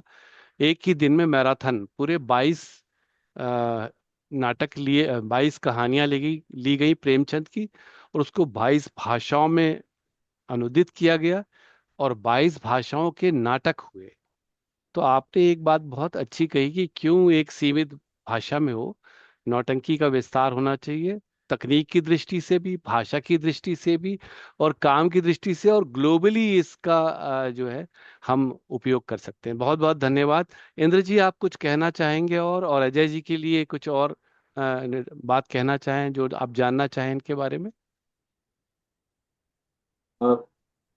तो पहली बात तो हम लोग ये बता दें कि 2011 में हम लोगों ने यहाँ पर सुल्ताना डाकू का मंचन करवाया था। और अच्छा। और ये रामदयाल शर्मा जी जिनका नाम लिया आपने, वो आए तो थे, उनके, हाँ। जी। हाँ, तो उनके टीम। बेटे देवेंद्र शर्मा वो अपनी टीम लेकर आए थे यहाँ जी। पर। तो यहाँ पे जी। उनका मंचन हो चुका है, तो रामदयाल शर्मा जी जी। भी आए थे। तो जी। उसमें उन्होंने भी अपना रोल निभाया था, सुल्ताना डाकू में जोगी का रोल निभाया था उन्होंने। और कुछ जी। रसिया जी। भी उन्होंने गा के सुनाए थे। तो बड़ा अच्छा प्रोग्राम रहा, लोगों ने काफी पसंद किया। उसी कड़ी में ऐसा बना कि चलिए हम लोग कुछ करते हैं। तो हिंदी संगम ने अंधेर नगरी को अपने तरीके से एक नौटंकी के रूप में उसको बना के मंचन किया था। हम लोगों ने खुद जी। किया था यहाँ पर। अब वो कितना बना कितना नहीं बना वो आप लोगों के हिसाब से अलग होगा, लेकिन हम लोगों ने कोशिश की कम से कम उसको नौटंकी का स्वरूप देने की। तो जैसे अतुल जी ने कल बताया, पहले सत्र में बताया, तो हम लोग को बड़ा अच्छा लगा कि उससे हम लोग रिलेट कर सकते थे। तो एक बात हम आज ये कहना। अजय जी ने आज हाँ, अजय जी ने विश्वास बहुत बढ़ा दिया कि अब बिल्कुल सच में कर सकते हैं। हाँ, बिल्कुल उन्होंने अभी एक बात आपकी आपकी बात से मुझे एक बात याद आई, वो जिक्र करूं। उत्तर रामचरितम अभी कर रहे थे हम लोग, और मैं हाँ। उसका हाँ। म्यूजिक कर रहा था। तो म्यूजिक हम्म। करते हुए डायरेक्टर ने हमसे बोला कि भाई, ये जो राम के दरबार में जब लव कुश आ रहे हैं, और उसके बाद जब एक नाटक होता है, राम के हम्म। सामने रामायण हो रहा है, राम बैठे हैं, लक्ष्मण बैठे हैं, दरबार बैठा है, और एक कंपनी आती है जो अतुल भैया ने कल जिक्र किया, और उत्तर रामचरितम में ये है, सीन है उस नाटक में। जी। जी। हाँ, तो वो सीता राम के दरबार वनवास। में। जी। हाँ, जी। तो सीधा वो दिखाया जा रहा है, और एक लोकल थिएटर ग्रुप जो है, वो राम जी के सामने आया है, राम के दरबार में, और वो दिखा रहा है कि सीता जी कैसे कैसे धरती में समा गई। तो डायरेक्टर ने हमसे कहा कि इसको नौटंकी में करेंगे। तो मैंने बोला कि अच्छा, आप नौटंकी में करेंगे, तो नौटंकी में क्यों करेंगे आप? तो बोला कि वो ये जो एक जो लार्जर देन लाइफ वाला जो फार्सिकल वो फील आता है। है, और एक लार्जर, फील। हाँ, फील जो है, हाँ। वो नौटंकी में आएगा, और वो सर पे चढ़ के, अभी पूरा नाटक क्लासिकल चल रहा है, ऐसा ऐसा चल रहा है, तो नौटंकी में उसको करेंगे तो और प्रभावशाली होगा। तो मैंने बोला, देखिए, विशुद्ध नौटंकी में अगर आप कर देंगे, हो सकता है दो चार लोग आप पे पत्थर मारे, बोलेंगे रामायण में नौटंकी दिखा रहे हो। उस समय नौटंकी कहाँ था? फिर आपको इतिहास में जाना पड़ेगा, फिर आपको प्रमाण देना पड़ेगा कि हाँ भाई, उस समय था, ऐसा होता था। तो मैंने कहा, एक काम करते हैं, हम दोनों को मिक्स कर देते हैं। हम नौटंकी शैली को ही, थोड़ा नौटंकी, थोड़ा फारस, ठीक है, पारसी, दोनों मिला फारसी देते हैं, थिएटर। और दोनों मिला जी। के ऐसा देखते हैं कि सामने वाले को जो नौटंकी, उसको नौटंकी भी नजर आए, और उसको लगे कि पारसी थिएटर भी हो रहा है, और उत्तर रामचरितम भी हो रहा है। अब ये सुविधा आपको नौटंकी शैली या उस वो विधा, वो इतना आपको देती है, इतनी छूट आपको देती है कि आओ मेरे पास, दूसरे विधाओं को भी लेके आओ, मेरे साथ जोड़ो, और एक नया रूप लेकर के दर्शकों के मैं सामने जाओ। अजय जी, तो आपने ये मेरे हुआ, दिल और बहुत अच्छा सीन हुआ, बहुत अच्छा दृश्य हुआ वो, जी अजय कि जी, रामायण उत्तरामचरितम में नौटंकी। आपने जी। मेरे दिल की बात ले ली। कल अतुल जी जब कह रहे थे नौटंकी के बारे में, और हाल ही में जब सीता वनवास वगैरह के जो शोज हुए हैं उनको मैंने देखा, पारसी वाले, आगे के सत्र में अक्षय आएंगे भी उसके लिए, तो उस समय बातचीत होगी। तो ये बात सच है, आपने बहुत बड़ी बात कही कि नौटंकी और पारसी शैली, हालांकि अतुल जी पता नहीं इसमें क्या विचार रखते हैं, लेकिन ये बहुत ही इम्पोर्टेंट अच्छा ख्याल है कि ऐसा भी संभव है क्या, इस बारे में भी क्या सोचा जाए, इसमें सोचा जा सकता है क्या? क्योंकि पारसी थिएटर में भी बहुत सारी चीजें ऐसी हैं जो नौटंकी से रिलेट करती हैं। नौटंकी और पारसी बाद में आया है सर, इस बात को हम्म। थोड़ा गौर करने वाला है। हाँ, ये पारसी तो अभी रंगमंच का जो आधुनिक चलने समय में बोलने गाने सौ का सवा अंदाज है, 150 साल पहले, 150 बिल्कुल साल पहले। जी नौटंकी उससे बहुत पहले की चीज है। आप पारसी थिएटर में नौटंकी शैली के 80% गुण पाए पाए जाएंगे अगर देखेंगे जी तो, जी जी उसमें है विद्यमान। जी जी। इंद्र जी।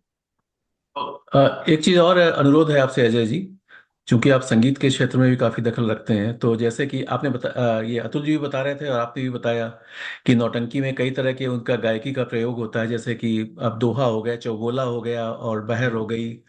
तो कुछ कुछ आप इसके वो देंगे, उदाहरण देंगे, जैसे कि देखिए, इन सब। आपको एक उदाहरण देता हूं। हम्म। बकरी करके एक नाटक है, सर्वेश्वर दयाल सक्सेना जी ने हाँ लिखी हाँ है। हाँ हाँ। जी जी, आपने अब वो किया लोग भी कहते है। हैं नौटंक, हाँ मैंने किया भी है। बकरी हम्म कहते हैं नौटंकी शैली में है। पहले तो एक गलतफहमी मिटा लें कि बकरी नाटक नौटंकी शैली में है। उसमें क्या किया है उन्होंने, नौटंकी शैली के गायकी का और दोहे और भैर तबील और चौबोले का इस्तेमाल बीच बीच में सूत्रधार के द्वारा करवाया है, दृश्यों को जोड़ने के लिए। नौटंकी शैली में वो नाटक नहीं है, लेकिन क्या चालाकी से इस्तेमाल किया उन्होंने, बहुत अच्छे से। तो जो उदाहरण आप कह रहे हैं, आप देखिए वो नौटंकी वहां नहीं हो रही है, पूरी तरह से बकरी एक नाटक है और अच्छे खासे संवाद है उसमें, दृश्य है उसमें। लेकिन बीच में जब आते हैं तो उसमें जो पहला गाना आता है कि करूं स्वांग प्रारंभ, आसरो हमको मात तुम्हारो, मझधारों के बीच भंवर में डोंगा पड़ो हमारो, आसरो हमको मात तुम्हारो। अब पूरी तरह से विशुद्ध नौटंकी में इसको कंपोज किया जा सकता था। मैंने क्या किया, उसको नौटंकी शैली का फ्लेवर रखते हुए उस गाने को कंपोज किया। लेकिन अगर मैं किसी को ना बताऊं कि मैंने जानबूझ के उसको थोड़ा मोल्ड किया है, तो किसी को नहीं पता चलेगा, उनको लगेगा ये नौटंकी ही है। लेकिन जो नौटंकी के जानकार हैं उनको समझ में आएगा कि एक्सपेरिमेंटेड है, लेकिन नौटंकी का फ्लेवर देखिए आप।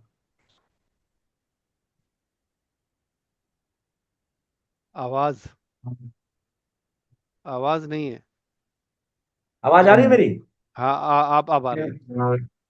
हारमोनियम की गायब हो रही है आवाज। हाँ तो भाई। करूं स्वांग प्रारंभ। अब जैसा कि अतुल भैया से कल बात हो रही थी आप लोगों ने, मैं इसको ऐसे भी गा सकता था, करूं स्वांग प्रारंभ आसरो, आसरो हमको मातु तुम्हारो। विशुद्ध नौटंकी हो गया। लेकिन करूं स्वांग प्रारंभ आसरो, करूं स्वांग प्रारंभ आसरो, आसरो हमको मातु तुम्हारो, आसरो हमको मातु तुम्हारो। मझधारों के बीच भंवर में, मझधारों के बीच भंवर में डोंगा पड़ो हमारो, आसरो हमको मात तुम्हारो, आसरो हमको मात तुम्हारो। करूं स्वांग प्रारंभ आसरो, अनल कंठ में भरो सकल कायरता जड़ता जारो। जनमन संशय हरो दैत्य दानव दुर्दिन संहारो, आसरो हमको मातु तुम्हारो। करूं स्वांग प्रारंभ। ये भी नौटंकी का ही अंदाज है, लेकिन मैंने किया क्या, दोहा, भैर तबील और चौबेले तीनों को मिक्स करके एक चौथी धुन बनाई। अब किसी आप सुनेंगे लगे हायर नौटंकी तो है, पर ये गाया क्या जा रहा है, भैर तबील भी नहीं है, चौबोला भी नहीं है, दोहा, अच्छा दोहा है।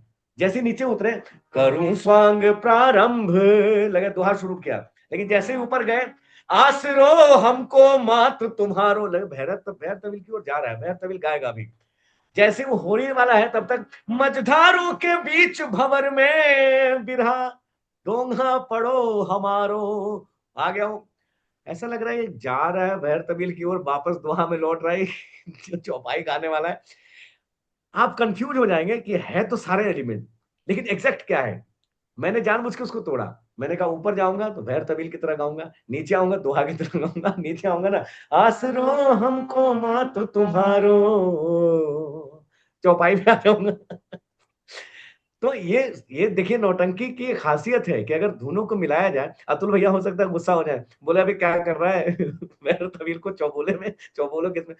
अगर मान लीजिए एक ही गाने को, एक उसका 3 लाइन है और तीनों लाइन को मैंने अलग अलग कर दिया, बहर तवील भी ले लिया, बहर तवील के अलावा चौबोला में भी आ गया, चौपाई में भी आ गया और उसको मिक्स कर दिया।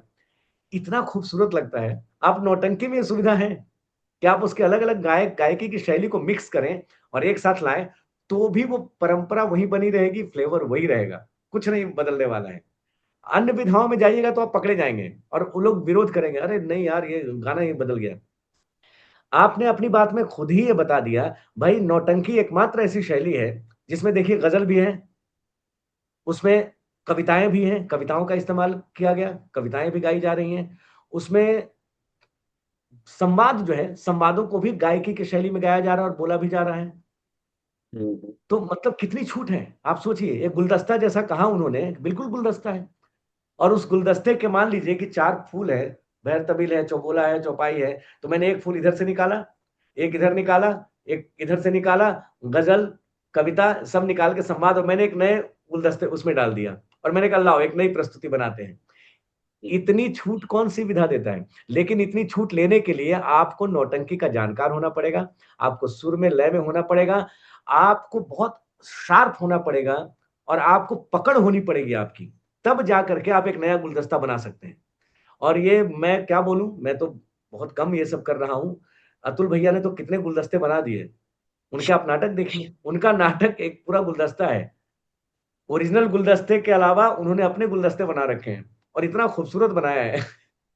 इतना इतने अच्छे नाटक किए इन्होंने। मैं तो इनका फेस्टिवल 3 बार देखा मैंने। अच्छा, शुरू में जब देखा और लोगों ने बोला कि यार मैं नहीं जानता था, अतुल भैया को जानता ही नहीं था मैं। किसी ने कहा कि इनका एक फेस्टिवल हो रहा है, एक अतुल यदुवंशी जी है, नौटंकी करते हैं।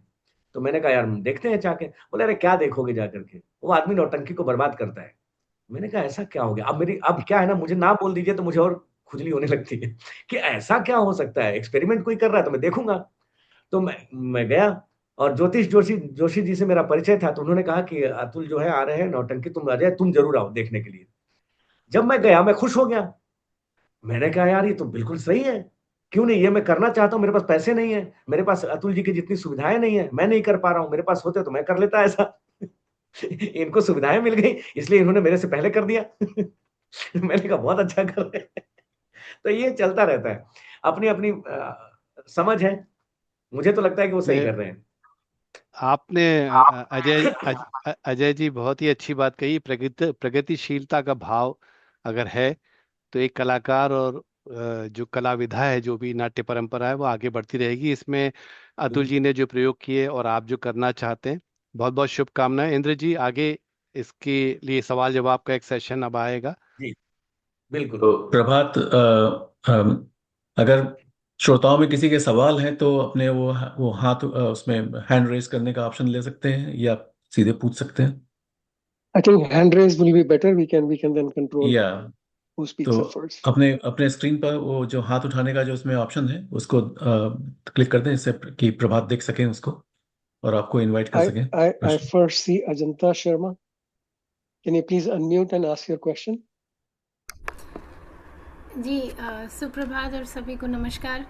बहुत ही रोचक सत्र चल रहा है अजय जी, बहुत बहुत धन्यवाद। छोटा सा सवाल है कि अगर हम व्यक्तिगत तौर पे नौटंकी शुरू करना चाहें छोटे स्तर पर, व्यावसायिक रूप से नहीं, व्यक्तिगत 4 लोगों के बीच, तो क्या चीज़ें हैं जो हम उसको कर सकते हैं, उसको प्रैक्टिस कर सकते हैं या परफॉर्म कर सकते हैं? थोड़ा कुछ उसका टिप्स दीजिए। व्यक्तिगत रूप से आपका मतलब कहीं ऐसा तो नहीं है कि अगर अकेले प्रैक्टिस करनी हो? नहीं, अकेले या फिर नहीं, हाँ, 4 लोगों के बीच बस आपस में ही कुछ, अगर इस तरह का कोई आपस में करना चाहें। व्यावसायिक तौर पे, हाँ, अगर इस तरह का कुछ करना चाहें तो। देखिए, व्यक्तिगत रूप से करना, आपको फिर पागलपन चाहिए, आपको पागल होना पड़ेगा इस जी। विधा के लिए, है ना? क्योंकि व्यक्तिगत रूप से भी अगर आप करेंगे तो इतना रियाज चाहिए, इतना प्रैक्टिस चाहिए, आपको एक अच्छे गुरु की तलाश करनी होगी, कोई सिखाने वाला चाहिए। दूसरे, आपको डेडिकेटेड होना पड़ेगा 4-5 लोगों को कि रोज प्रैक्टिस करें, क्योंकि ये फिजिकल मेमोरी वाला आर्ट है। आप सिर्फ देख के नहीं कर सकते, आपको जो कुछ करना होगा ना, फिजिकली अचीव करना होगा। आपको चलना होगा तो रोज आधे घंटे उस तरीके से चल करके, बोल करके आपको शरीर को एक्लेमेटाइज करना होगा। आपको रोज उस तरह से बोलना पड़ेगा, रोज उस तरह से गाना पड़ेगा, और गाते गाते वो शरीर का जब हिस्सा बन जाए, जब वो आंगिक और वाचिक में उतर जाएगा, तब आएगा। सुनने में बहुत आसान लगता है कि रोज चलना होगा, गाना होगा, कर लेंगे, लेकिन जब करते हैं, नौटंकी पूरा एथलीट वाला मामला है, पूरा ओलंपिक है। इतना मेहनत, इतनी मेहनत मांगता है ये कि आपको पसीने छूट जाएं। तो अगर व्यक्तिगत लेवल पे करना है तो सबसे पहली रिक्वायरमेंट जो है, पैसा बाद में आ जाएगा, लोग भी आ जाएंगे, नाटक हो जाएगा, महीनों सालों तक सबसे पहले आपको अपने शरीर को, दिमाग को तोड़ना पड़ेगा, उछलना पड़ेगा, कूदना पड़ेगा, गाना पड़ेगा, पागल होना पड़ेगा, तब जाकर जी। के ये आएगा। तो बिल्कुल कर सकते हैं। मैं तो चाहता हूं कि 2-4 पागल और शामिल हो हमारी जमात में। देखा जी की एक लाइन याद आ रही है मुझे, मुझे एक बात याद आ रही है, इस बात से याद आई, देथा जी की एक कहानी है। अच्छा, देथा जी अपनी हर कहानी एक मैसेज के साथ शुरू करते हैं। वैसे ही एक कहानी में वो 2 लाइनें लिखते हैं। वो लिखते हैं कि समझदार को समझदार और पागल को पागल मिल ही जाते हैं। ऐसे ही एक समझदार को एक समझदार मिल गया था, और एक पागल को एक पागल। और यहां से कहानी शुरू होती है। अब मैं ये कहता हूं कि अब हम या तो समझदार हैं जो मिल गए हैं, या हम पागल हैं। तो समझदार को समझदार मिल मिल ही जाते हैं, पागल को पागल मिल ही जाते हैं। और मुझे लगता है हम समझदार पागल हैं। हम लोग, ये जो अभी ये जो हिंदी संगम के लोग हैं और ये जो वर्कशॉप चल रहा है, हम समझदार पागल लोग हैं। समझदारी के साथ पागलपन करेंगे तो नौटंकी आएगी। साहब है, जब समझदार को पागल मिल जाए या पागल को समझदार। पागल। I think, yeah, thank you very much. It was very nice. Abhi, I see Surendra Gupta. Can you please हाँ जी, unmute and ask your question? Ajay ji बहुत बहुत धन्यवाद, और आप सुनने में बहुत अच्छा लगा, और साथ में शकील भाई और आपका भी बहुत बहुत धन्यवाद। तो मेरा सवाल ये है कि आपने कहा कि नौटंकी बहुत ही प्रगतिशील है, बहुत ही फ्लेक्सिबल है, इसमें बहुत कुछ करने की फ्रीडम है, लेकिन साथ साथ हम जो है ये भी जानना चाहते हैं कि नौटंकी जो शैली है उसमें कहीं बाउंड्रीज भी हैं कि हम उसके बाहर जाएंगे तो फिर जिनको हमको रिस्पेक्ट करना पड़ेगा, उसके बाहर फिर इसको हम बोलें कि भाई ये नौटंकी नहीं है। कुछ इसकी बाउंड्रीज भी हैं अपनी जो है जिसके अंदर सीमित रहना पड़ेगा। ये सवाल बहुत ही बढ़िया है, और इसके पीछे एक दर्द है। दर्द ये है कि हम जब जब नौटंकी शैली को प्रगतिशील बोल करके उसके साथ एक्सपेरिमेंट करते हैं और कुछ नया करने की कोशिश करते हैं, तो सबसे पहले विरोध उत्पन्न होता है उस कुनबे से, उस समाज से जहां नौटंकी को पकड़ के बैठे हैं।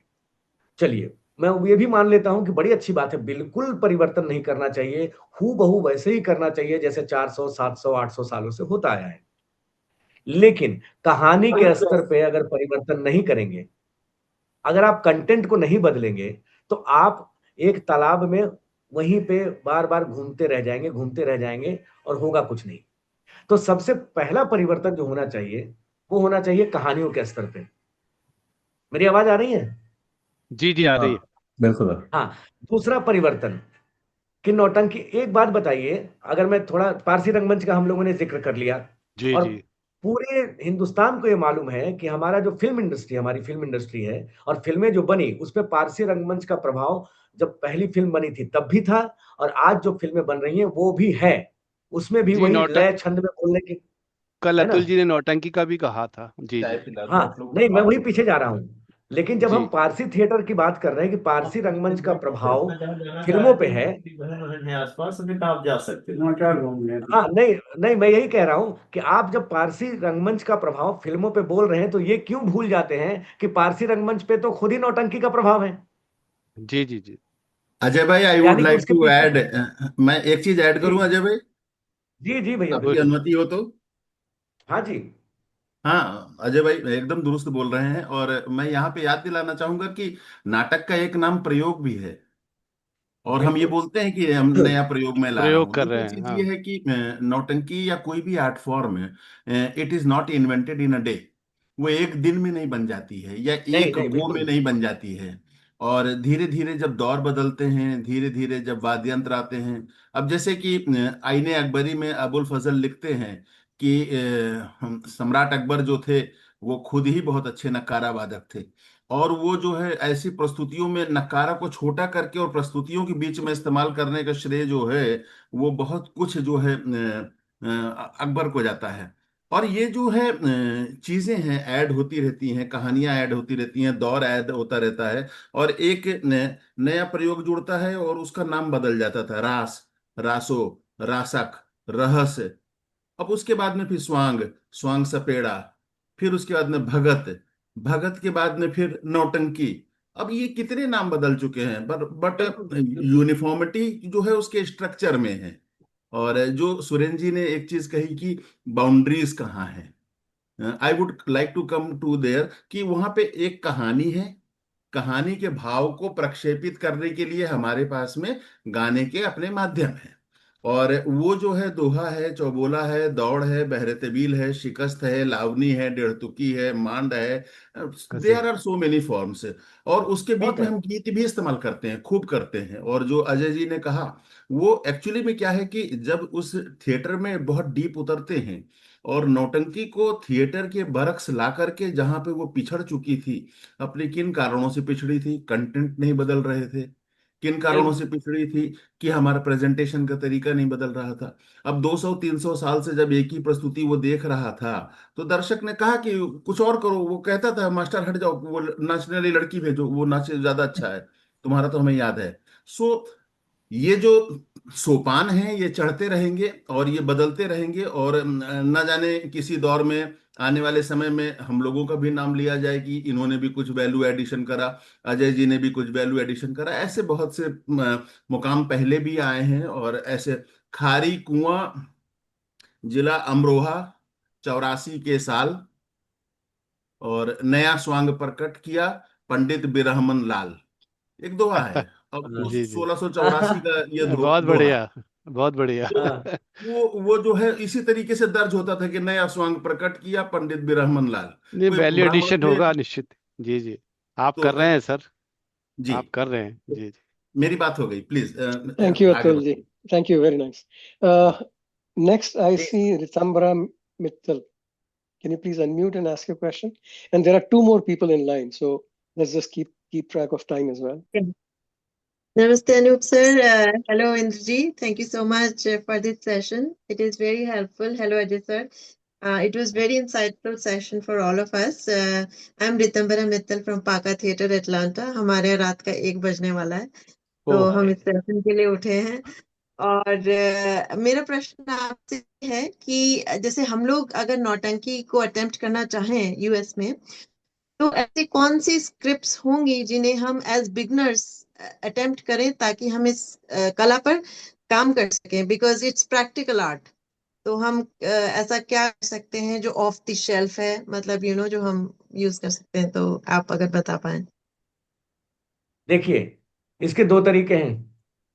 मुझे पहला तरीका ये नजर आता है कि या तो एकदम ही बिगिनर्स हैं और सीखना चाहते हैं, तो बनी बनाई स्क्रिप्ट जो नौटंकी की है, कोई भी अच्छी सी, जो जिसमें नौटंकी के सारे एलिमेंट हों, पहले उस स्क्रिप्ट को पढ़ा जाना चाहिए, समझा जाना चाहिए कि नौटंकी होती कैसे है, उसमें क्या-क्या एलिमेंट होते हैं, गायकी के अंदाज कितने होते हैं, बोलने का तरीका क्या है, उसका लय क्या है, छंद क्या है, सुर क्या है। ये आसान तरीका है। और ये तो इसमें तो अतुल भैया के पास इतना खजाना पड़ा है स्क्रिप्ट का। आप बोलेंगे वो कल पीडीएफ तुरंत एक बटन क्लिक और आपको मिल जाएगा और आप शुरू हो सकते हैं, है ना? हम इसमें सबको कोई दिक्कत शेयर नहीं कर है, दीजिए। वहां से हो जाएगा।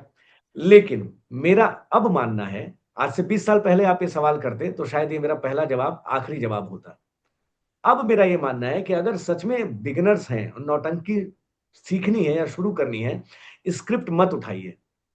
आप पहले नौटंकी के गाने के जो तरीके हैं, उसके दोहे, चौपाई, चौबोले, वो उठाइए, पहले वो सीखना शुरू करिए। और जब आपको वो गायकी शैली, उसके तरीके बोलने के आ जाएं, कोई भी कहानी उठाइए, जो कहानी आपको अच्छी लगती हो, और उस कहानी की स्क्रिप्टिंग कीजिए। क्योंकि आपको अगर उसके लय, सुर और छंद की समझ हो गई, तो बाउंड्री खत्म हो गई, आपने बाउंड्री तोड़ दिया। अब आप लड़ने को तैयार हैं, बॉर्डर पे खड़े हैं। अब बॉर्डर पे खड़े हैं, आप किसको मारना चाहते हैं? बंदूक आपके हाथ में है, शिकार आप करेंगे। तो कौन सी कहानी आपका शिकार बनेगी? वो बूढ़ी काकी होगी, प्रेमचंद की कोई कहानी होगी, कि विजय दानदेथा जी का आसमान जोगी हो जाएगा, कि दुविधा हो जाएगा, या कोई मॉडर्न स्टोरी आपको मिल जाए और आपको लगे कि बिल्कुल एक मॉडर्न स्टोरी है, उसको मैं ये जो परंपरागत ढांचा है नौटंकी में, उसमें डालूं। तो आप आराम से डाल सकते हैं, क्योंकि अब आपके पास सुई धागा सब कुछ मौजूद है। बस एक वैसा कपड़ा ढूंढना है जिसको आपको बताना है कि इसका आप क्या सिलना चाहते हो। तो मुझे लगता है कि एक बार उस विधा को जान ले, स्क्रिप्ट के पीछे पड़े ही ना, बहुत खूब। है ना, उसको समझ लें। और समझने का मतलब, एक समझिए किचन है आपके पास सारे मसाले हैं, आप मसालों के बारे में जानकारी ले लें और उसके बाद कहें कि अब इन मसालों से मैं एक रेसिपी बनाऊंगा, उसका नाम है नौटंकी। अब आज मैं नौटंकी पकाऊंगा। पहले मसाले तो जान लो कि मसाले पड़ते क्या क्या है, उसके बाद पतीला उठाइए, गैस जलाइए और आज नौटंकी पकाइए। तो सर इसकी जो ऑनलाइन हम इसको कहीं नेट पर, इंटरनेट पर सर्च कर सकते हैं, ये ऐसे अवेलेबल है इस विधि को जानना? बहुत सारी चीजें अवेलेबल हैं और बहुत सारी चीजें मुझे लगता है कि जो अवेलेबल नहीं है। देखिए, नेट पे, यूट्यूब पे आजकल हर आदमी पॉपुलैरिटी का शिकार हो रहा है। वो डालेगा अभी तो बहुत सारी चीजें डालेगा, लेकिन बहुत सारी चीजें ऐसी हैं जो छूट ही जाएंगी, जो आपको किसी जानकार से ही लिखना पड़ेगा, सीखना पड़ेगा। क्योंकि हमेशा हम ये मानते हैं जो रियाज है और जो जिसको कहेंगे जड़ में जाकर के सीखना, जो हमेशा बोरिंग है। और नेट पे कोई बोरिंग चीजें नहीं डालता, वो इंटरेस्टिंग चीजें डालता है। और असली सफाई घर की, एक बार मैं किस्सा बताऊं आपको। राजन साजन मिश्रा जी का नाम आपने सुना होगा। मैं कभी किसी से सीख नहीं पाया गायकी, जो कुछ सीखा मैं ढूंढता रहा। एक दिन मेरा दिमाग पता नहीं क्या हुआ, मैं दिल्ली वाले घर पे चला गया उनके, राजन साजन मिश्रा जी के। तो मैं बहुत देर बैठा रहा, मैंने कहा मुझे आपसे मिलना है। मैं उस समय एनएसडी से पास आउट हुआ था। तो उन्होंने कहा क्या, क्यों मिलना है, कौन हो तुम? तो मैंने बोला कि मैं राष्ट्रीय नाट्य विद्यालय से स्नातक हूँ, मैं एक्टर हूँ। तो बोला तुम मुझसे मिलने क्यों आए हो? तो राजन जी बैठे थे। मैंने बोला मुझे लगता है कि मुझे थोड़ा गाना सीखना चाहिए, क्या आप मुझे सिखाएंगे? तो उन्होंने बहुत प्यार से मुझे मना किया। उन्होंने कहा बेटा यहाँ नहीं सिखाते हैं, मेरा देहरादून में एक गुरुकुल है, अगर तुम वहां जा सकते हो 6 महीने के लिए जाओ, वहां पूरा चलता है, सीखोगे। लेकिन सीखना कैसे चाहते हो, क्यों चाहते हो? मैंने कहा मैं एक अभिनेता हूँ और मैं चाहता हूँ कि मुझे गायकी भी आए, तो मुझे और अच्छा मैं कुछ कुछ कर सकता हूँ, विदेशिया, नौटंकी, विधाएं, ये सब। तो मुझे शास्त्रीय थोड़ी सी जानकारी चाहिए। तो उन्होंने बहुत प्यार से मना तो कर दिया। मना करने के बाद एक बात उन्होंने बोली और वो मेरे दिमाग में ऐसी घर करी कि उन्होंने भी मुझे एक नया रास्ता दे दिया। तो राजन साजन मिश्रा जी मेरे सामने बैठे थे। उन्होंने कहा कि बेटा ये तो छोड़ो, तुम सीखोगे क्या, ये बताओ सुनना आता है? मैंने बोला जी मुझे मैं बहुत अच्छा लिसनर हूँ, मैं घंटों सुन सकता हूँ और मैं अब तक कान से सुन सुन के ही। बोला बेटा अगर तुमको सुनना आता है ना तो तुम कहीं भी सीख सकते हो। ये उन्होंने बात कही कि सुनना आता है ना तुमको, तो तुम सुनना शुरू करो, अगर तुम्हारे पास देहरादून जाने का समय नहीं है तो। और मैंने उनसे कहा कि अगर आप ये इजाजत दें कि आपके जितने भी प्रोग्राम दिल्ली में या कहीं भी होंगे, मैं सुनना चाहता हूं, तो क्या आप मुझे आने देंगे? बोले जहां भी मेरा कार्यक्रम हो, तुम चुपचाप मेरे पास चले आना, तुम्हें सुनने से कोई नहीं रोक सकता। और जिस दिन तुम सुनना शुरू कर दोगे, उस दिन तुम सीखना भी शुरू कर दोगे। मुझे बात समझ में आ गई। मैंने कहा सुनो, कोई सिखा नहीं रहा है तो सुन तो सकता हूं।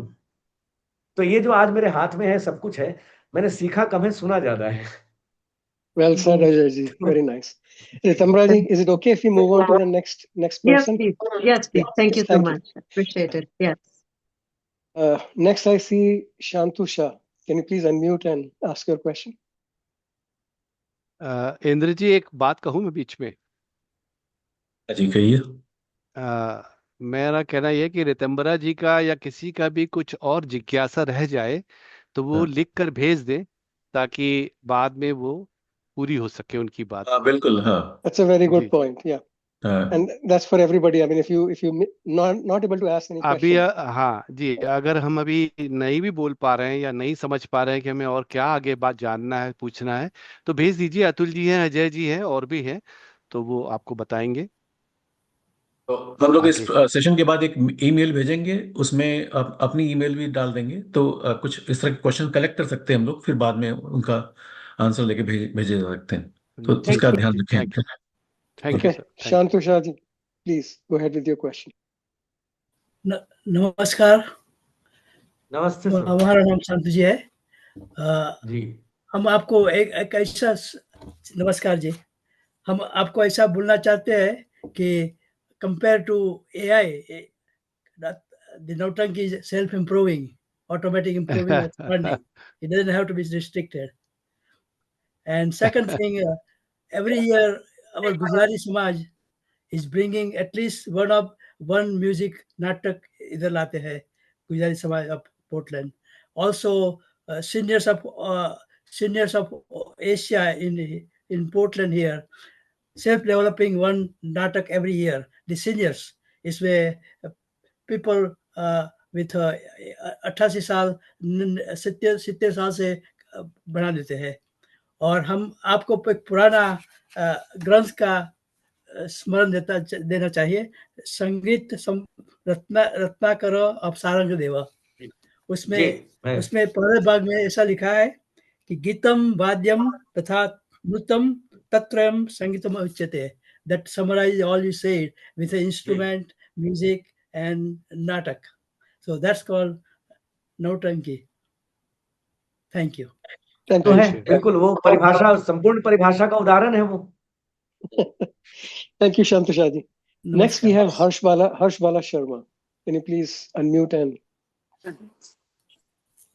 सभी को नमस्कार.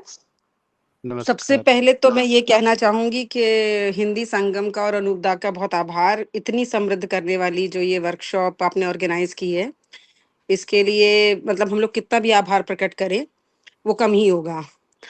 और अतुल जी से चूंकि मैं मिल चुकी हूँ, बात कर चुकी हूँ, तो नौटंकी पर मैंने काफी कुछ जाना. अजय जी, मैं सुन रही थी और मैं बहुत समृद्ध हुई आपकी बात से. बस एक छोटी सी बात मेरे मन में आई तो मुझे लगा मैं पूछूं, बाकी मैं विस्तार से आपसे अलग से भी पूछूंगी. कि ये बात बिल्कुल सही है कि कोई भी कहानी हम उठाएं और उसे हम नौटंकी शैली में कर सकते हैं, और नौटंकी शैली के साथ कुछ और भी प्रयोग किए जा सकते हैं. लेकिन कभी कभी ना नाटक का अपना भी एक स्ट्रक्चर होता है, उसकी अपनी एक डिमांड होती है. तो जैसे मान लीजिए अगर मैं आधे अधूरे की बात करूं, उसका एक तरह का 3 अंक का खास तरह का रियलिस्टिक स्ट्रक्चर है. तो क्या ऐसे नाटक को भी नौटंकी शैली में किया जा सकता है, किया जाना चाहिए, और क्या ये एक तरह से उसके स्ट्रक्चर को पलट के रख देना नहीं है? तो इस पर मैं एक आपकी छोटी सी टिप्पणी चाहूंगी. ये आधे अधूरे का जो आपने उदाहरण लिया, सबसे पहले आपकी बात से ही एक बात निकल के आई कि आधे अधूरे एक नाटक है ना, और क्या हम उस नाटक के स्ट्रक्चर को बदल करके उसमें नौटंकी में कर सकते हैं. मैंने बात की कहानियों की, नाटक की बात नहीं कर रहा हूं मैं, क्योंकि ये बहुत रिस्ट्रिक्शन है. कई नाटकों को आप नौटंकी शैली में नहीं ला सकते, बल्कि नाटकों को ही क्यों, कई नाटकों को कहीं भी हर जगह फिट नहीं किया जा सकता, नहीं जाया जा सकता. क्यों? उसके पीछे कारण ये है कि उसको जिस लेखक ने भी लिखा है, जरूरी नहीं हो कि उसके दिमाग में कोई और विधा गूंज रही हो कि मेरे नाटक को कभी कालांतरित में या कभी उसको रूपांतरित किया जाए. वो अपना एक स्ट्रक्चर बनाएगा, और वो जब अपना स्ट्रक्चर बनाएगा तो जरूरी नहीं है कि उसके उस बने बनाए स्ट्रक्चर को तोड़ दिया जाए और तोड़ करके नौटंकी में ले आया जाए. नहीं हो सकता, बहुत बार मुश्किल होगी. ऐसा नहीं कि असंभव है, मुश्किल होगी. लेकिन अगर मैं आधे अधूरे की इस नाटक का जो बना बनाया स्ट्रक्चर है, पूरा जो लिखा हुआ है मोहन राकेश जी के द्वारा, उसको भूल जाऊं और ठीक आधे अधूरे की एक कहानी लिखूं. आप नाटक भूल जाइए, उसके संवाद भी भूल जाएं हम, और इसको एक कहानी में तब्दील करना शुरू करूं, तो ये पूरी संभावना है कि आधे अधूरे की इस कहानी को, उस परिवार की उस त्रासदी को मैं नए तरीके से जब कहानी वाले फॉर्मेट में लिखूंगा या नौटंकी वाले फॉर्मेट में, तो मैं जरूर एक नई स्क्रिप्ट तैयार कर लूंगा और वो नौटंकी बन सकती है. लेकिन उस नाटक को जो एज इट इज छपा हुआ है मोहन राकेश जी वाला, उसी के संवाद को, उसी के सब कुछ को अगर आप नौटंकी में करना चाहें, तो बहुत सारे नाटकों के साथ ये खतरा है कि वो नहीं हो सकता. क्योंकि उस नाटकों का छंद और लय जो है वो आजकल के समसामयिक बातचीत का जो तरीका है ना, उसमें लिखा हुआ है. और नौटंकी शैली ये मांग करती है कि जब आप अंधेर नगरी करें, बूढ़ी काकी करें, तुगलक भी कर लें, जो भी नाटक करें, तो उसकी लेखनी बदलेगी, लिखने का तरीका बदलेगा. तो हमें सबसे पहले लिखने का तरीका बदलना पड़ेगा, और उस तरीके को पारंपरिक नौटंकी शैली में ला करके लिख करके ही किसी नाटक को किया जा सकता है. तो नाटक नहीं बदलना है, हमें नाटक की कहानी को लेकर के उसकी शैली को, लिखने की शैली को बदल दिया जाए तो जरूर किया जा सकता है. कहानी आधे अधूरे की ही रहेगी, लेकिन शैली, लेखनी बदल जाएगी. समझ रहे हैं आप? बिल्कुल बिल्कुल बिल्कुल बिल्कुल, बहुत बहुत शुक्रिया. बिल्कुल, एज इट इज अगर आप हूबहू वैसे ही उठा लें आधे अधूरे, नहीं हो सकता, मुश्किल हो जाएगा, क्योंकि उसके लय, छंद, कोई एलिमेंट ही नहीं है उसमें. Thank you, Harsh Bala ji. Yeah, and we have one last person, Praful Kumar Panchal. I think this is the last question we can have. Yes, sir. Thank you. Again, Hindi Sangam, का ये दूसरा session वापस मुझे आज बहुत अच्छा लगा। मेरे लिए नौटंकी जो है वो एक मतलब एक शुरुआत है कि मैं नौटंकी को ना देखा भी है और ना जानता हूँ। मैं नाटक करता था, पर आगे के सेशन में अतुल जी से मुझे इन्फॉर्मेशन मिली और अजय जी से भी जो सीखने को मिला। तो thank you for the Hindi Sangam. मेरा एक छोटा क्वेश्चन है, क्योंकि मैं तो शुरुआत ही हूँ, बिगिनर्स हूँ, जैसे रितंबर मित्तल जी ने कहा वैसे। तो उसमें से ही मैं इतना पूछना चाहूंगा कि व्हाट इज द चौबोला। अगर उसका एक एग्जांपल आप देना चाहे कि चौबोला क्या होता है, तो आप क्या कहेंगे अजय जी? मुझसे ज्यादा बेहतर इस सवाल अतुल का जी। जवाब अतुल भैया दे सकते हैं, क्योंकि मुझे चौबोला, अगर मैं चौबोले की लाइन याद करनी पड़ेगी जो मुझे बिल्कुल याद नहीं है, चौबोले की लाइन अतुल भैया से लेनी पड़ेगी, मुझे मदद लेनी पड़ेगी उनकी, क्योंकि वो उनके पास तो लगातार डिक्शनरी है बड़ा। हाँ, तो बोला उनके पास सारे इतने लाइनें याद हैं उनको। मैंने तो 2 नाटक किए हैं नौटंकी में, मुझे उन दोनों में से कुछ याद करना पड़े तो उसमें जो मैंने गाया नहीं हो नहीं वो याद आएगा भी नहीं, 20-25 साल हो गए। कोई अतुल बात भैया। नहीं। हाँ नहीं ठीक है। चौबोला इज ऑलवेज प्रिसीडेड बाय दोहा। दोहा पहले बोला जाएगा और फिर चौबोला आएगा। तो दोहा जैसे हमने कोई भी बोला, लेकिन शुरुआत हो रही है, मातृभूमि की वंदना, कर गणपति का ध्यान, और खेल शुरू हम कर रहे श्रीमतियों श्रीमान। अब ये जो लास्ट पोर्शन है श्रीमतियों श्रीमान, अब यहां से चौबोला शुरू होगा। तो श्रीमतियों श्रीमान, देश भारत है अपना न्यारा, और धरती का ये स्वर्ग सलोना, देवों को भी प्यारा। तो कृषि प्रधान है देश। हाइट चली जाएगी थोड़ा सा, मेरे को कान में दिक्कत है।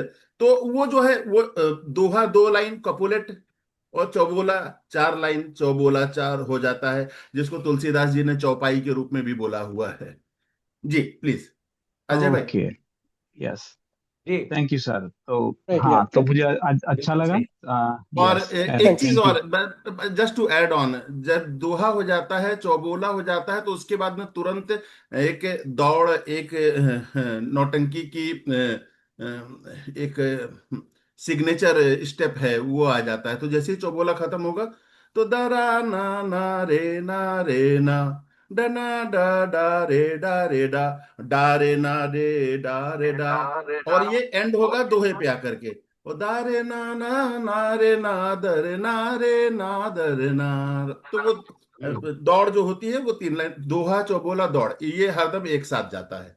पर कोई जरूरी नहीं है, कहीं पर दोहा ही हो सकता है, चौबोला अकेले नहीं हो सकता है, दौड़ के दोहे के साथ आएगा। और दौड़ जो होगी वो अकेले नहीं होगी, वो दोहा चौबोला और दौड़ के साथ आएगी।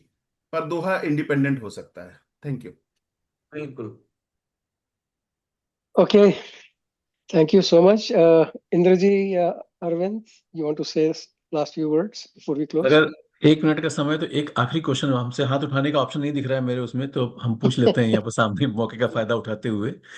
ये बताइए, जैसे कि हमारे यहाँ, जैसे कि हमारे लोग अच्छे लोग हारमोनियम बजा लेते हैं, अच्छे ड्रम बजा लेते हैं, प्रभात खुद ही जो होस्ट कर रहे हैं बहुत अच्छे सिंगर हैं, और परकशन पे काम कर लेते हैं अच्छा, और ऐसे भी लोग हैं।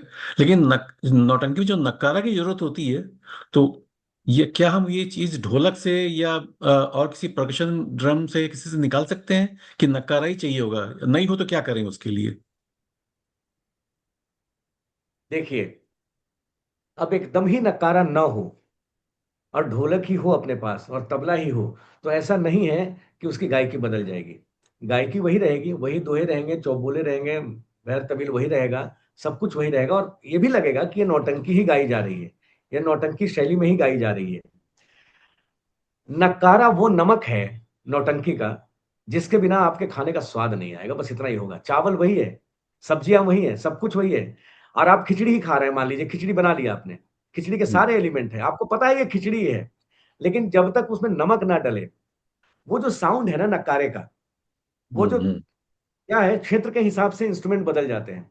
अब आप ये सोचिए कि यक्षगान कोई गा रहा हो और उसमें चंडे की जगह आप तबला बजा दें, नक्कारा या तबला, तो यक्षगान तो यक्षगान ही रहेगा, गायकी वही रहेगी। या गजल कोई गा रहा हो, गजल में आप नक्कारा बजा देंगे, तो ऐसा नहीं गजल बदल जाएगी, गजल वही रहेगा, लेकिन गजल गाने के साथ तबले का जो साउंड है वो जो नमक है। तो अलग अलग इंस्ट्रूमेंट को मैं हमेशा बोलता हूँ, मेरे गुरुजी भी बताया करते थे, जब मैं तबला सीखा करता था, गुरु शिष्य परंपरा में तबला सीखा मैंने 4-6 साल, तो वो बोलते थे बेटा हमेशा याद रखना तुम नमक हो, अगर ज्यादा हो जाओगे ना खाना खराब हो जाएगा, और कम हो जाओगे ना तो खाने का स्वाद नहीं आएगा। जब बजाओ किसी के साथ संगत करो तो गायक के ना ऊपर चढ़ो और ना उसके नीचे रहो, गायक के साथ साथ चलो, नहीं तो गायकी उसकी खराब हो जाएगी, वातावरण खराब हो जाएगा। तो ये जो इंस्ट्रूमेंट्स हैं जो बजाए जाते हैं नौटंकी शैली में, चाहे वो हारमोनियम हो, शहनाई हो या खास तौर से नक्कारा हो, वो नमक है जिसके बिना पता तो रहेगा कि डिश कौन सी है, स्वाद नहीं आएगा, मजा नहीं आएगा। नक्कारा बजना चाहिए। नहीं तो ढोलक पे भी हम कर ही लेते हैं, कर तो लेते हैं, वो अच्छा भी लगता है, कोई दिक्कत नहीं, लेकिन नक्कारा हमारा वो नमक है जिसको हमें साथ लेके चलना होता है, तब नौटंकी का आता है मजा। बिल्कुल, धन्यवाद। Thank you very much. I think we are out of time now, but I see Praful Kumar has another question. Is that a short one, Praful? Yeah, it's almost related with the first question. Atul ji ने जो कहा कि जो मतलब चौबोला खत्म होने के बाद जो ना ना ना ना ना ना वो जो चलता है, तो सेम लाइक मतलब मैं उसको समझना चाहता हूँ कि जैसे भवाई में ता थैया ता थैया थई, वो दिस सेम लाइक दैट वो एंडिंग होता है, इज इट ट्रू? नहीं, no, it's not like that. Okay, I'm just trying to figure out. It is one line, then a half portion of that, and then followed by the ending of the दोहा। तो वो एक पूरी line होती है जिसको हम दो भाग में तोड़ देते हैं, और उसके बाद में फिर एक हाफ लाइन होती है जो स्टैंडिंग जाती है, सीधी खड़ी होकर के सीधा जाती है, और उसके बाद में फिर एक पूरी दोहे के चलन पे खत्म होती है। Let me tell you, just a minute.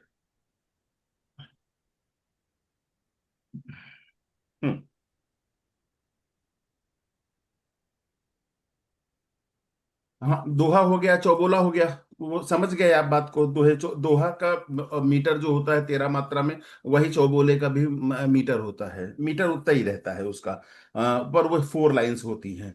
तो अब जैसे कि दौड़ उसके बाद में शुरू हो रही है, गांव की कथा सुनाएंगे, फॉलोड बाय कोरस, यहीं पर मंच सजाएंगे, देख कर समझे बूझे। अभी बहुत तरीके से नरेट होता है, देख कर समझे बूझे। अब यहाँ पे दौड़ की लाइन आ जाएगी, एक कहानी के माध्यम से दर्पण दिखलाएंगे, दिन तक दिन। और वो जो नक्कारे की बात जो अभी इंदर जी ने कही, एक्चुअली भी क्या होता है कि ढोलक के, तबले की, सबकी अपनी एक लिमिटेशन है, दुगुन दुगुन से चौगुन। पर अगर छठगुन अठगुन भी ऐसा कुछ होता होगा, वो केवल वो केवल एक जॉनर ऐसा है जो नक्कारे के पास है। जैसे कि बहरे तबील आपने उठाई, तेरी राहों में आंखें बिछाती हूं मैं, तेरी राहों में आंखें, कड़गिन्ना धिन। अब ये चला जाएगा, कड़गिन्ना कड़गिन्ना धिन ताक धिन ताक धिन ताक धिन। तो तेरी राहों में आंखें बिछाती हूं मैं, बेकरारी की अब इंतहा हो गई, देखते ही तुझे होश उड़ जाते हैं, जिंदगी अब मेरी क्या से क्या हो गई, दुम दुम दुम दुम, फिर बढ़ जाती है लय यहां से। तो जहां पे ढोलक और तबला जाके खत्म हो जाता है ह्यूमन लिमिट पे, वो स्टिक जो होती है वो उसको जो है वो कड़गिन्ना, और वो जो अनंत नाद जो चलता चला जाता है ना, वो दैट इज वो नक्कारे के पास वो लिबर्टी है वो, और वही उसकी Okay, सिग्नेचर साउंड है जो कि इट मेक्स इट डिस्टिंक्ट। पर वो जो अजय जी ने कहा एकदम 100% की, जरा सा भी तेज हुआ तो रंजीत कपूर जी सर पीट लेते थे वो। वहां पे आजमगढ़ में देशा जो हो रहा था और वहां पे थे, कहा मैं इस इंस्ट्रूमेंट से बहुत ज्यादा परेशान हूँ, पूरा नाटक खराब कर देता है, सुनाई नहीं पड़ता है क्या होता है। तो उसको कंट्रोल में करना बड़ा मुश्किल होता है और समझाना पड़ता है।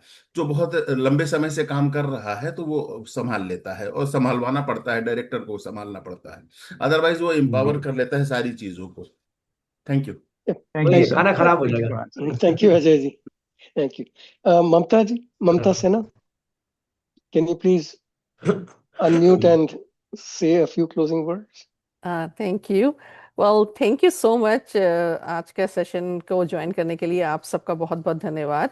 Ajay ji, very very important and very great session today. बहुत अच्छा लगा आपको सुन के, एंड बहुत बहुत धन्यवाद आपका, आपने इतना इम्पोर्टेंट टाइम निकाल के हम लोगों के संग आज इतना शेयर किया।